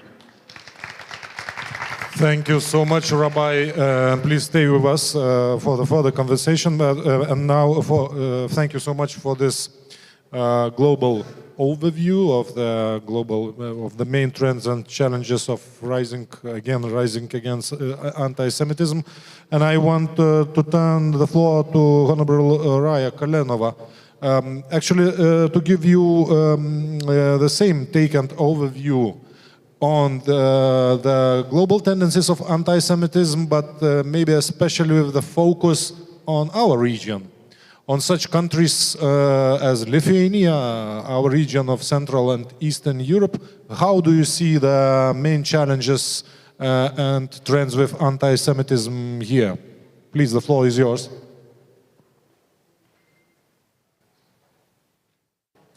We can hear you. Excuse me, we can't hear you. Maybe now? Yes. Do you hear me? Yes, we do. Please. Because I'm unmuted, I don't know what is going on. Okay, so I would also like to greet you all with the Labas Rytas. the words I learned from my Lithuanian husband, who was born in Vilnius. And that is why I'm particularly happy to be here with you and grateful for this invitation and for the organization of this forum. Now, anti-Semitism, especially after 7th of October, it's a very, very hot topic all over the world. And I think that Rabbi Dov gave you a very, very large spectrum of problems, of challenges that we all face. He explained really in details and brilliantly a lot of things that I would have maybe also said, but now I will go from a little bit other perspective, not to repeat what Rabbi said already. And that is why I will have to present to you a little bit my organization and myself. I'm executive vice president of the European Jewish Congress. It is a representative umbrella organization of national Jewish communities in Europe. We represent 42 democratically elected national Jewish community organizations, including, of course, the Jewish community of Lithuania, whose chairman and my dearest friend, Faina Kukliansky, who is a member of our executive board, a very active member, and she works tirelessly to defend her community, both in Lithuania and the European Union institutions. So she knows so much about it all because she attends a lot of very important meetings, and maybe she will explain better the situation in Lithuania. She is on the ground, but I will tell you what I know with the perspective of all the region. But a little bit more about us, so that you will understand how we work and how we collect information, because we are a lot on the ground. And EGC was created already almost 40 years ago with headquarters in Paris. And from 2007 until last year, under leadership of its president, Dr. Moshe Kenter, EGC moved to Brussels to be in the capital of Europe and near European Union institutions, with the goal of giving a unified voice to Jewish communities around Europe, representing their common interests and concerns, and at the same time, allowing smaller Jewish communities a wider platform to express their specific needs, such as the Baltic countries. Our mission is to fight anti-Semitism, of course, and a lot safeguard the memory of the Holocaust, but also foster Jewish life, culture in Europe, identity, and support of State of Israel, of course. And here I would like to answer a little bit and not answer, but to add to the one of the points that mentioned Rabbi today, telling his story about 2020 Never Again meeting. I also have to say that in January 2020, our organization was in Jerusalem together with the government of Israel, with the president of Israel. At the time, it was President Rivlin, and we organized our 5th World Holocaust Forum in Jerusalem. And we are very, very proud of this collaboration and of this event, collaboration with Yad Vashem. We did it in Jerusalem on the ground of Yad Vashem, and 50 head of states, and the most important ones, also royalties, kings and queens, they all came to Jerusalem. Can you imagine 50 head of states together in Jerusalem, and not only to say never again, but to show what Jerusalem represents, that they understand what Jerusalem represents to us, because they came not to Tel Aviv like before, but to Jerusalem to say never again. And the King of Great Britain and King of Spain and President Macron and Mike Pence and of course German President Steinmeier, and you can of course people who live in Jerusalem know that it was unprecedented diplomatic event. And unfortunately, pandemic followed. Unfortunately, war in Ukraine, the invasion of Ukraine followed, and unfortunately now the war and all the tragedy that we know. But we see that on the level of head of state and of the government, there is no state anti-Semitism anymore. And this is very important, that in our world, all our governments, they respect their Jewish communities, and there is no anti-Semitism that comes from the up to down. The problem today is different. And now, after this horrible massacre of 7th of October, we have to help all our communities to continue to survive as Jewish communities, not to hide, not to be afraid, because this is a very special situation where all our hearts is of course also with Israel a lot, but also we have this tragedy is affecting us on the ground everywhere, and of course also in Lithuania and in Baltics, and that is what we will talk about a little bit later. And I have to explain to you how we collect our information and what we are doing, because we created already more than 10 years ago a Security and Crisis Management Center, we call it SAC, in order to help to secure all our communities across Europe. And we have activated dozens of crisis management cells since 2012 in cooperation with law enforcement agencies.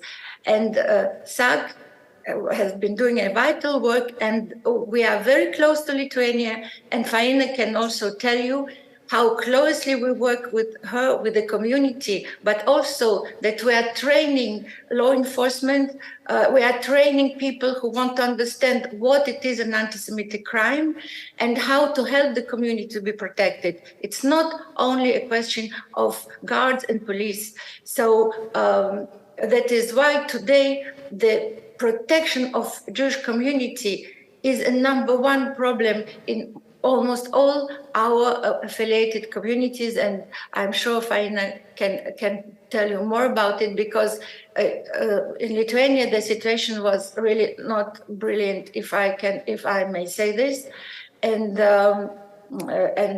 they have very difficult time. And if I can do an appeal here to the government of Lithuania, please help more Jewish communities in Lithuania with the security. Maybe it will not be a very long period, but now they really need a lot of help. It's painful to see that they have sometimes to close the synagogue, to close the school, to close some activities, to reduce activities because of the lack of actual security. And this is a very, very important thing. It's the same in other countries, of course, especially in the region. And in Lithuania, the situation is not different. And sometimes really not satisfying. But maybe Faina will tell me that it's already better. That is from my last experiences. So as Rabbi said already, anti-Semitism has become normalized all over the world, but especially in our continent. Everywhere, Jews do not feel safe walking in the streets of Europe wearing religious signs. Jewish students are harassed and threatened on the campus, and schools also, and synagogues. They need a lot of protection. So It's not normal that they have to be under high military security all the time, especially for little kids. It's terrible to see armed people around them all the time. So we are very happy about this, but this is something that cannot be taken as a normality for forever. If I'm too long, please tell me to stop. Okay. Thank you so much for this last words of your opening statement, and I want logically, because you talked a lot about Faina Kuklensky, head of our Jewish community. Faina, the question goes to you. What is your take on these two main trends we have seen here in Lithuania and from Lithuania? In the very eve of the start of the massacre of October the 7th and the start of Gaza, we had so-called Žemaitaitis story, yes, which showed to us that anti-Semitic sentiments, anti-Semitic instincts, this everyday life, so to say, instinctive anti-Semitism, which was mentioned in the survey, is alive, is still a very big issue, and that some politicians, so to say, brave enough to use it, they can capitalize on that. And Žemaitaitis started kind of this normalization of anti-Semitic rhetoric in our policy trend. This is one thing, and then after that immediately came war and the surge and the rise of anti-Semitism worldwide. What is your take on, from the perspective of the Jewish community and the feeling of Jewish community in Lithuania on these two things? Thank you for the questions, and thank Raya and Reba for the presentations, and especially I want to thank these two young girls, Lithuanian girls, who made the study about anti-Semitism. I would be very happy if somebody from our community would go this way and study anti-Semitism so deep and so interesting as these two young Lithuanian ladies from non-governmental organization. So the first question about Mr. Žemaitaitis, he is still a member of parliament, and it is so unusual that a member of the parliament would make such expressions during the session of Seimas and openly accuse. I do not want even to comment it, because I feel that it was done with any special purpose, and each my word can be after that used as a protection maybe of this member of the parliament, especially before the Constitutional Court and decision of the Constitutional Court, and during the criminal investigation which is done meantime in the Public Prosecutor Department. It was, for me, it was a shock, because I understand, and I'll not tell you and use that a lot of people are anti-Semitic.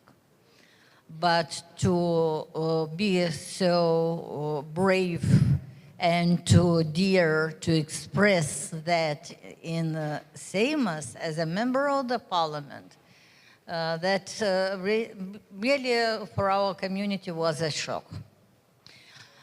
As the second question was about the war, but before the war, I want to talk about the strategy, about that what both our speakers were discussing, the strategy of fostering, of fighting the anti-Semitism, and fostering Jewish life. Rebbe mentioned IRA as an organization and definition of anti-Semitism. We know all these papers, we read them, but if we analyze recommendations of the specialist of the Rebbe, you'll see that here in Lithuania, no one of these recommendations is fulfilled. And nobody is going to do that, at least in the nearest future. I haven't heard about it. As these two young ladies stressed or marked, we do not have any plan, we do not have this, we do not have that. It is so difficult to fight with anti-Semitism. You can't change one day the life of the people, the heads of the people. Everybody's coming with a story. That comes to the second question, by the way. Why is this rise of anti-Semitism in the world, and how is it connected to the 7th of October? So I would answer that a lot of those who are supporting Palestine, and each one can have their own opinion to support this country or another country. War is war, but I'm sure that if you ask the supporters, a lot of supporters, also the Palestine, they'll not answer you what happened on the 7th of October. This date for them is nothing. They do not know how many people were killed. They do not know how brutally these people were killed. And today, during our Hanukkah second light, there are people who are sitting underground and they are not celebrating Hanukkah. They are not lighting the candles. About these things, a lot of people forget. But Palestine, as for example here in Lithuania, it is something for the majority of our society. A person from Palestine is something as an abstraction, because in the life they never saw them. Maybe some of them read, maybe some of them not, mostly not. A lot of them do not know history and do not know for sure the history of Israel of 5,000 years, but they know Jews. They haven't seen Jews. In very many cities, in many towns, they never saw any Jew, because there is no Jew at all in this city. But it comes gossip about Jews from the families. It's a story about the Jews who were, maybe somebody will tell that they're using blood for matzah, another will tell that they are rich because they use your working power, and so on and so on. It comes from these myths of the history. And it's very easy to use that for the rise of anti-Semitism, because these stereotypes, they are nothing new, in other words. So for this, because of that, EU created strategy for even not very, very clever and very educated officers who are working in the state institutions, just to follow it, just to do something similar in your country, to make, why, for example, somebody would ask, why Jews need special security? But you are listening all the time that there are terrorists in, let it be Brussels Museum. Why should somebody made a terrorist in museum, in Jewish museum? It's all the time, one after another, something happens, okay, with Jews, and therefore makes us not very, how to say, not very sure about our future. But one thing what I want to to promise that we have self-proudness and we respect ourselves and will never be in a position of this poor Jew who needs help and asking for help. But we want the society to take care about the Jewish community if this society wants Jewish community to exist in your country. If you do not want, it's another story. Thank you, Faina. And now I'm turning to the policymakers. And some questions were addressed to them because both members of parliament are members of the ruling party, main ruling party. But I would start from the head of the Foreign Affairs Committee, Žygimantas Pavilionis. Žygimantas, let's talk about this, maybe about this global trends, yes, of rising anti-Semitism. Is it the threat, geopolitical threat to Lithuania? How would you specify this? Yes, I will maybe talk about global trends, and maybe my colleague will continue on internal Lithuanian policies. Well, I liked very much one slide showed by Rabbi, where you have, Islamic radicalism, you have China, you have Russia on one slide. And this is what I felt when, together with 3 Baltic cheers, we visited Israel more or less a few days after those atrocities. We saw the same ammunition, Russian, Iranian, North Korean. And when we discussed with our brothers and sisters, Jews, like Yuli Edelstein, well, we see clearly this is one axis of evil working. Autocratic countries killing democracies on this planet, and doing it in quite a harmony, working together. So when I was, preparing for this panel, what I wanted to say, and I repeated to everyone, also in Israel, also in Europe, also in Washington, I see some American colleagues there in the corner, it's time to unite, guys. What Biden said after those atrocities, that's what I was expecting President Biden to say also in Vilnius. Ukraine and Israel is on one side, Hamas and Russia is on another side. So it's time to have a strategy of winning. Because if we just react and we complain and we see each other just from our own national perspectives, we lose.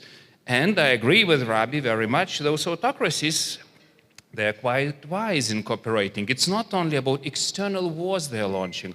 Oh no, they're working with our hearts and souls. They're launching internal wars. Radicalism, left and right, nationalism, populism, you just take it. Most important is more or less what's happening also in America. It's more or less to push your country to isolate yourself from every problem you have. This ostrich policy, you put your hand into the sand. And then what? Then they come, grab, kill, occupy, annihilate you. So I will just finish with 3 big questions. First, big debates in Brussels and Washington, actually this and next week. We will see how this battle in our little cozy EU and NATO corners will end. Will Brussels actually be able to take this historic decision on starting talks with Ukrainians and Moldovans? There is a lot of skepticism about it. A lot of skepticism, and the same axis of evil working not to do it. The same in Washington. Will our friends on the Hill will actually make those historic decisions to defend Ukrainians or not? Will we do the same in Washington NATO summit? Will we invite Ukrainians to NATO? But also turning back to Israelis. What was most surprising when I was visiting those annihilated kibbutz with speaker, with chairman, I felt such a strange feeling of loneliness, and I was asking, why you are so alone? You are like us. And this is exactly the problem Rabbi mentioned. That's a difference. Maybe you do not trust us, but to be honest, one Lithuanian policeman also died in those kibbutz.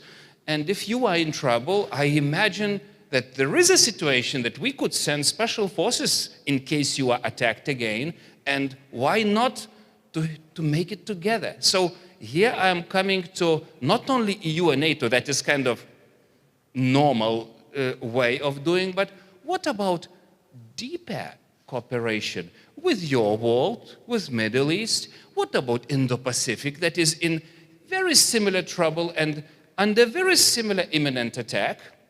In Vilnius NATO summit, 30% was about how to save that democratic world that still exists in Indo-Pacific. But then I will go to even broader questions. What about our beloved United Nations that is so much fighting for human rights all the time? But honestly, when I read again all the resolutions, 1/4 of the resolution is just like crusade against Israel. It's like hijacked by China, Russia, and all those autocratic regimes, because democracy, to be so blunt, is non-existing in UN Charter. There is no word, democracy. So what do we do with that?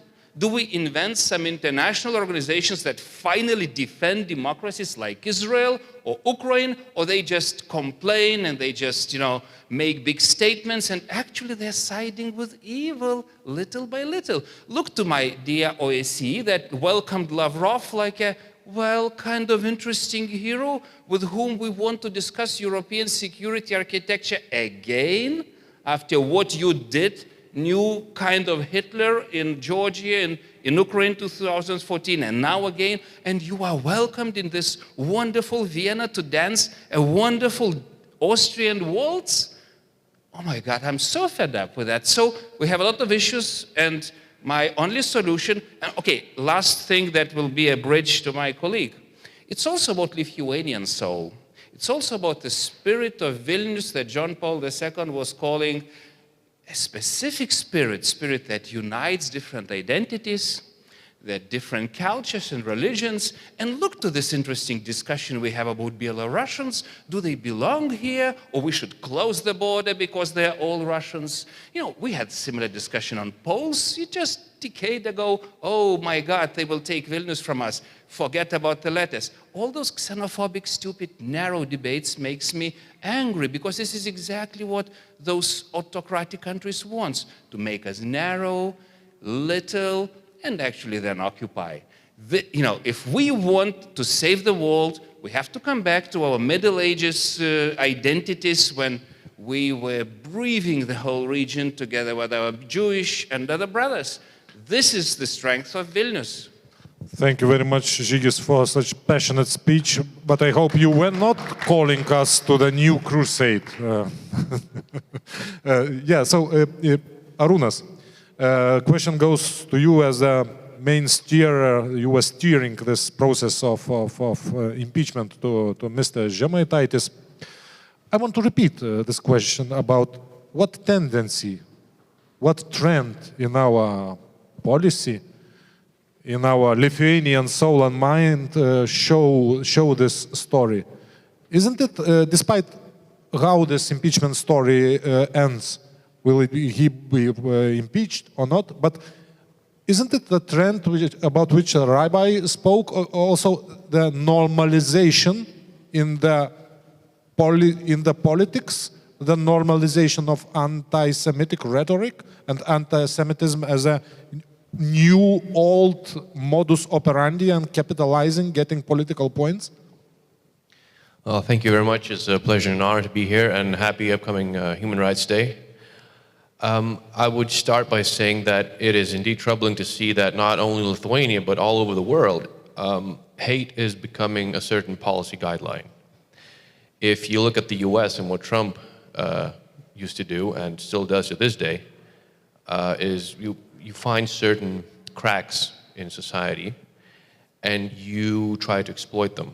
And it's not just obviously the US. You have that in Germany, you have that in the Netherlands with the recent election of Geert Wilders and his party, you have that in France. I mean, these are troubling times, and not to repeat myself, but again, hate, for lack of a better expression, is becoming popular and effective. And one of the reasons why it's effective is not to shift blame, but because we as people, some groups of our societies find it attractive. And hate is easy to exploit.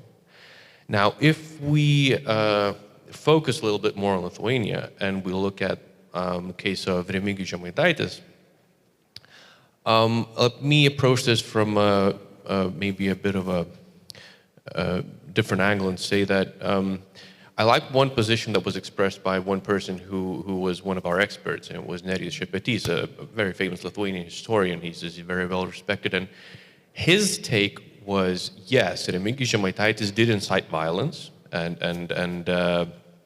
hatred, but in his opinion, Remigijus Žemaitaitis, despite that, he's not an honest anti-Semite. Because in Nerijus Šepetys' opinion, if Remigijus Žemaitaitis would have been a lifelong honest anti-Semite that simply hated Jews, he would have been doing that for quite a while.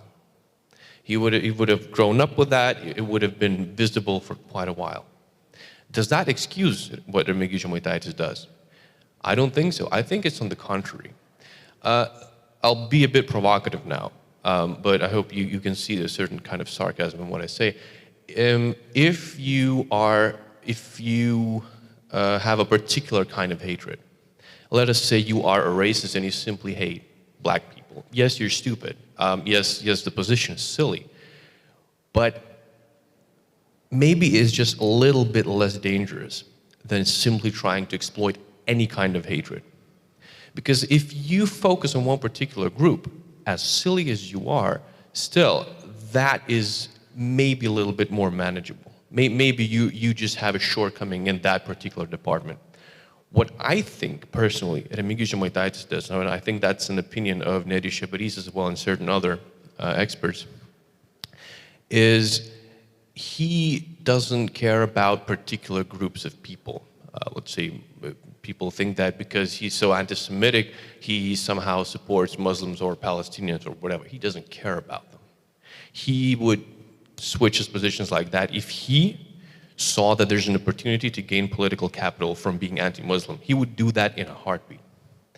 And that position, I believe, is even more dangerous because then you are not about content, you are about process. And the process is simply causing chaos. And that is more dangerous because your modus operandi, the way you work, is you simply look for weaknesses and very sensitive topics to exploit, and then you do that. And if it's not about a particular topic, but simply about keeping the wheels of hatred turning, it will never stop.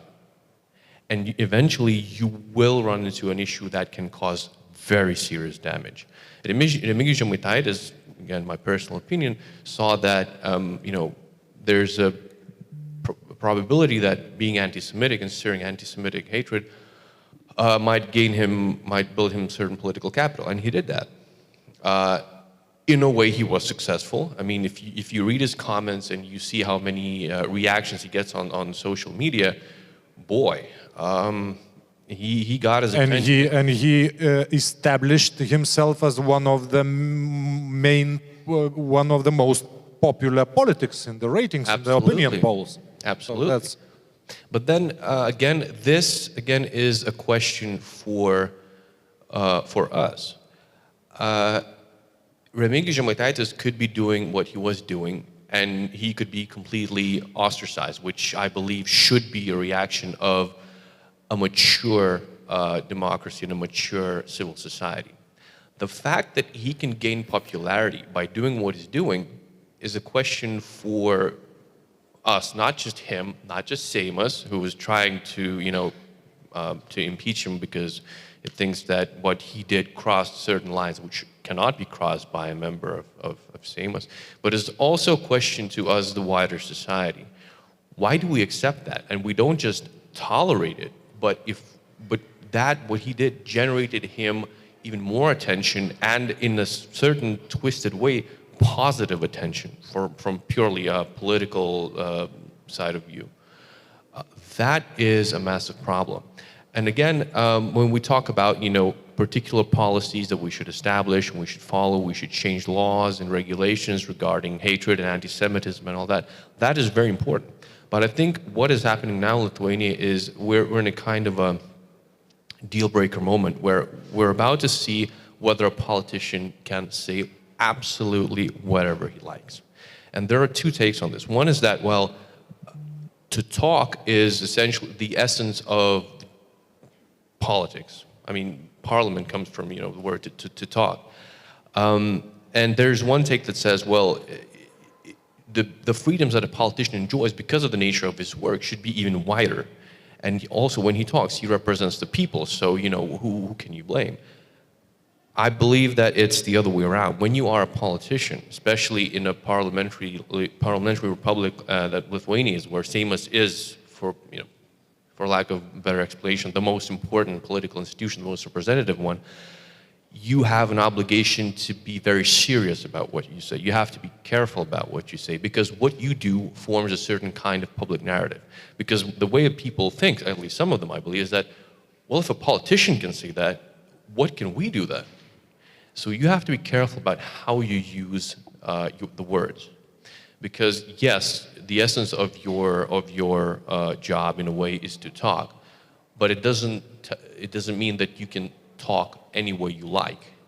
I think it's the opposite way.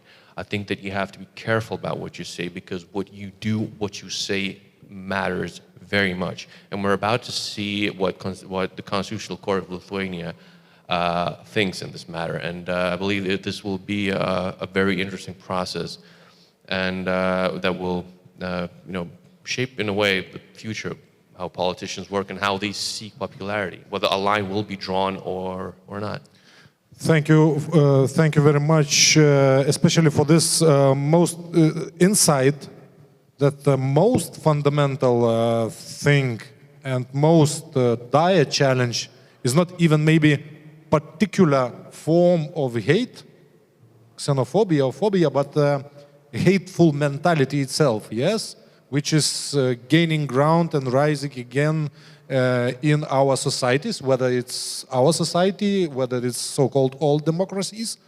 And this very form of hateful mind can be used by anybody for any purposes, anti-Semites, traditional or new one, far right, far left. That's why they are joining like sometimes in one place, even being like formally very distinctive and very like they should be leaning on the other grounds of the political and ideological spectrum, but that's a hateful mentality which joined us. Thank you so much, all the speakers. Unfortunately, the most merciless thing in this life is the time. And we are running out of time. Maybe somebody from our audience has some very short remark or short questions to our speakers, both online, both live. If not, so yeah, please and present yourself. And here's the mic. Hello, I'm a student from a high school, and I have a question.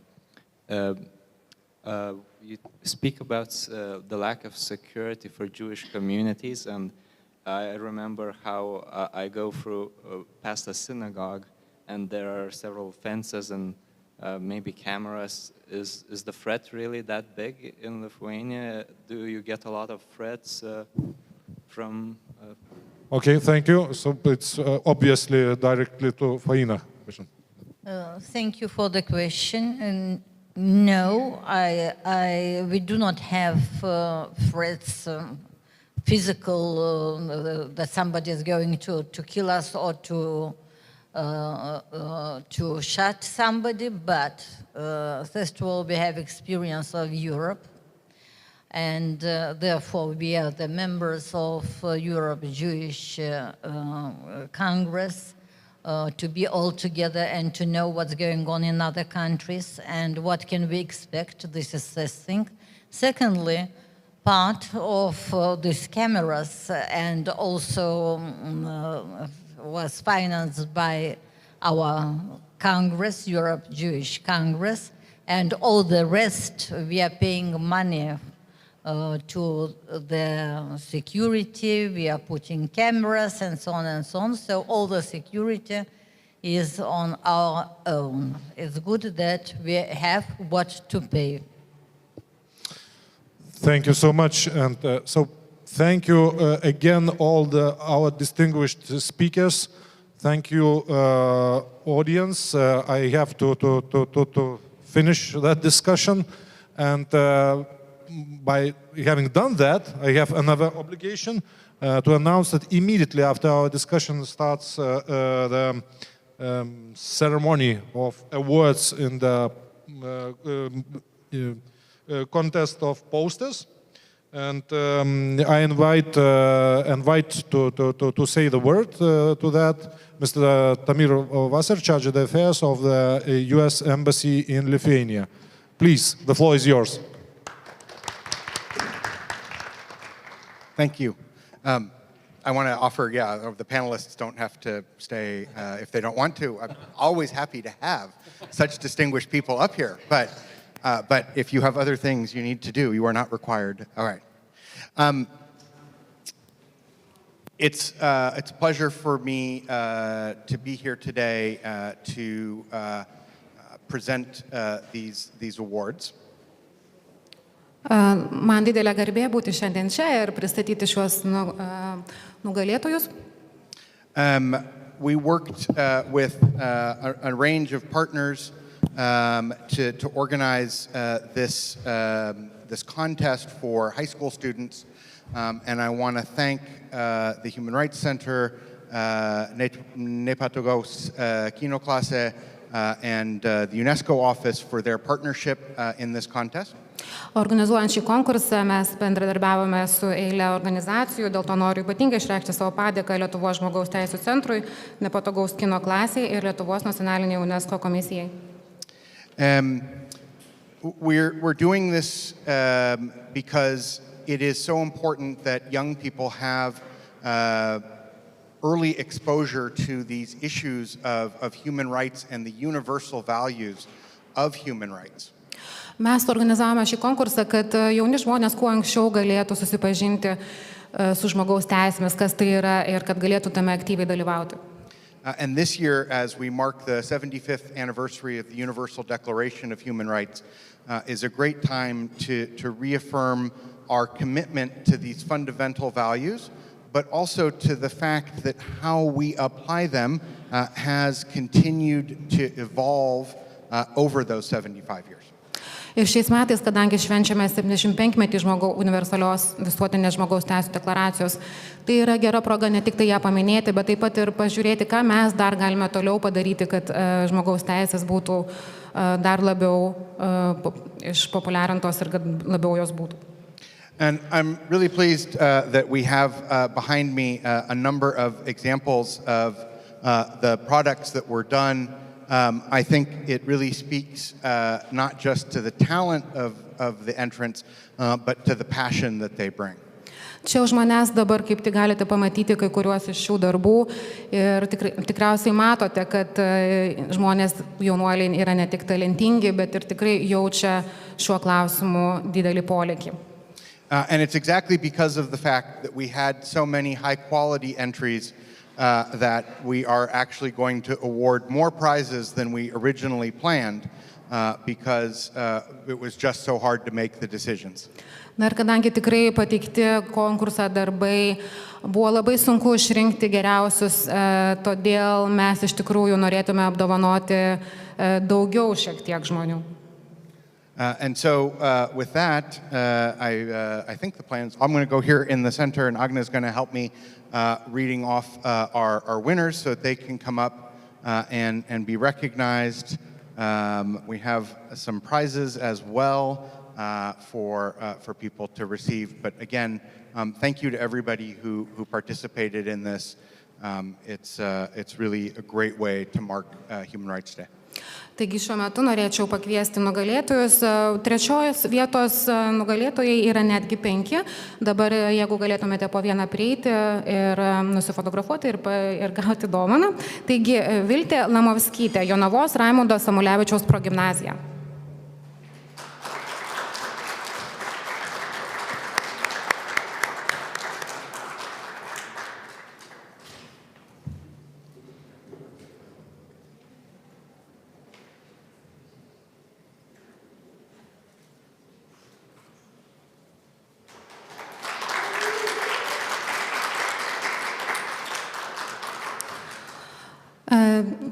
Toliau Jusuf Sami Sain iš Vilniaus Tarptautinės Meridiano mokyklos.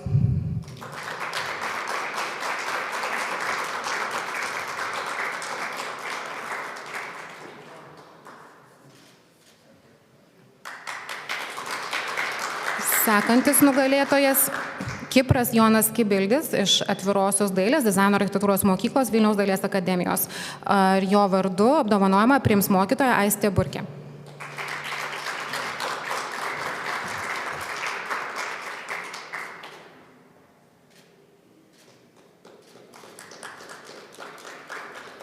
Sekantis apdovanojimas Rebekai Harder, kuri dėja negalėjo atvykti.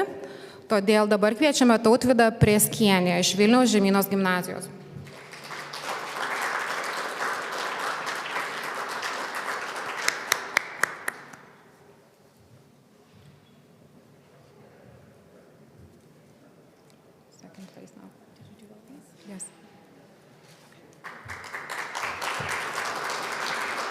Dabar pakviesime mūsų antros vietos nugalėtojus Anastasiją Tamošiūnaitę, Vilniaus erudito licėjus.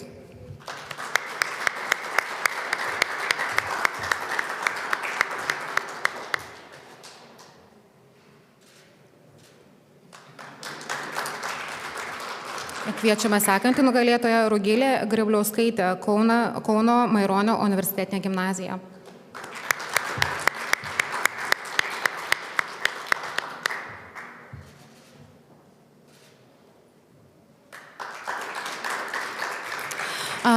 Toliau, Kotryna Surelevičiūtė, Vilniaus Mykolos Biržiško gimnazija dėja negalėjo atvykti, todėl kviečiame Rūtą Valytę, Vilniaus Žemynos gimnaziją.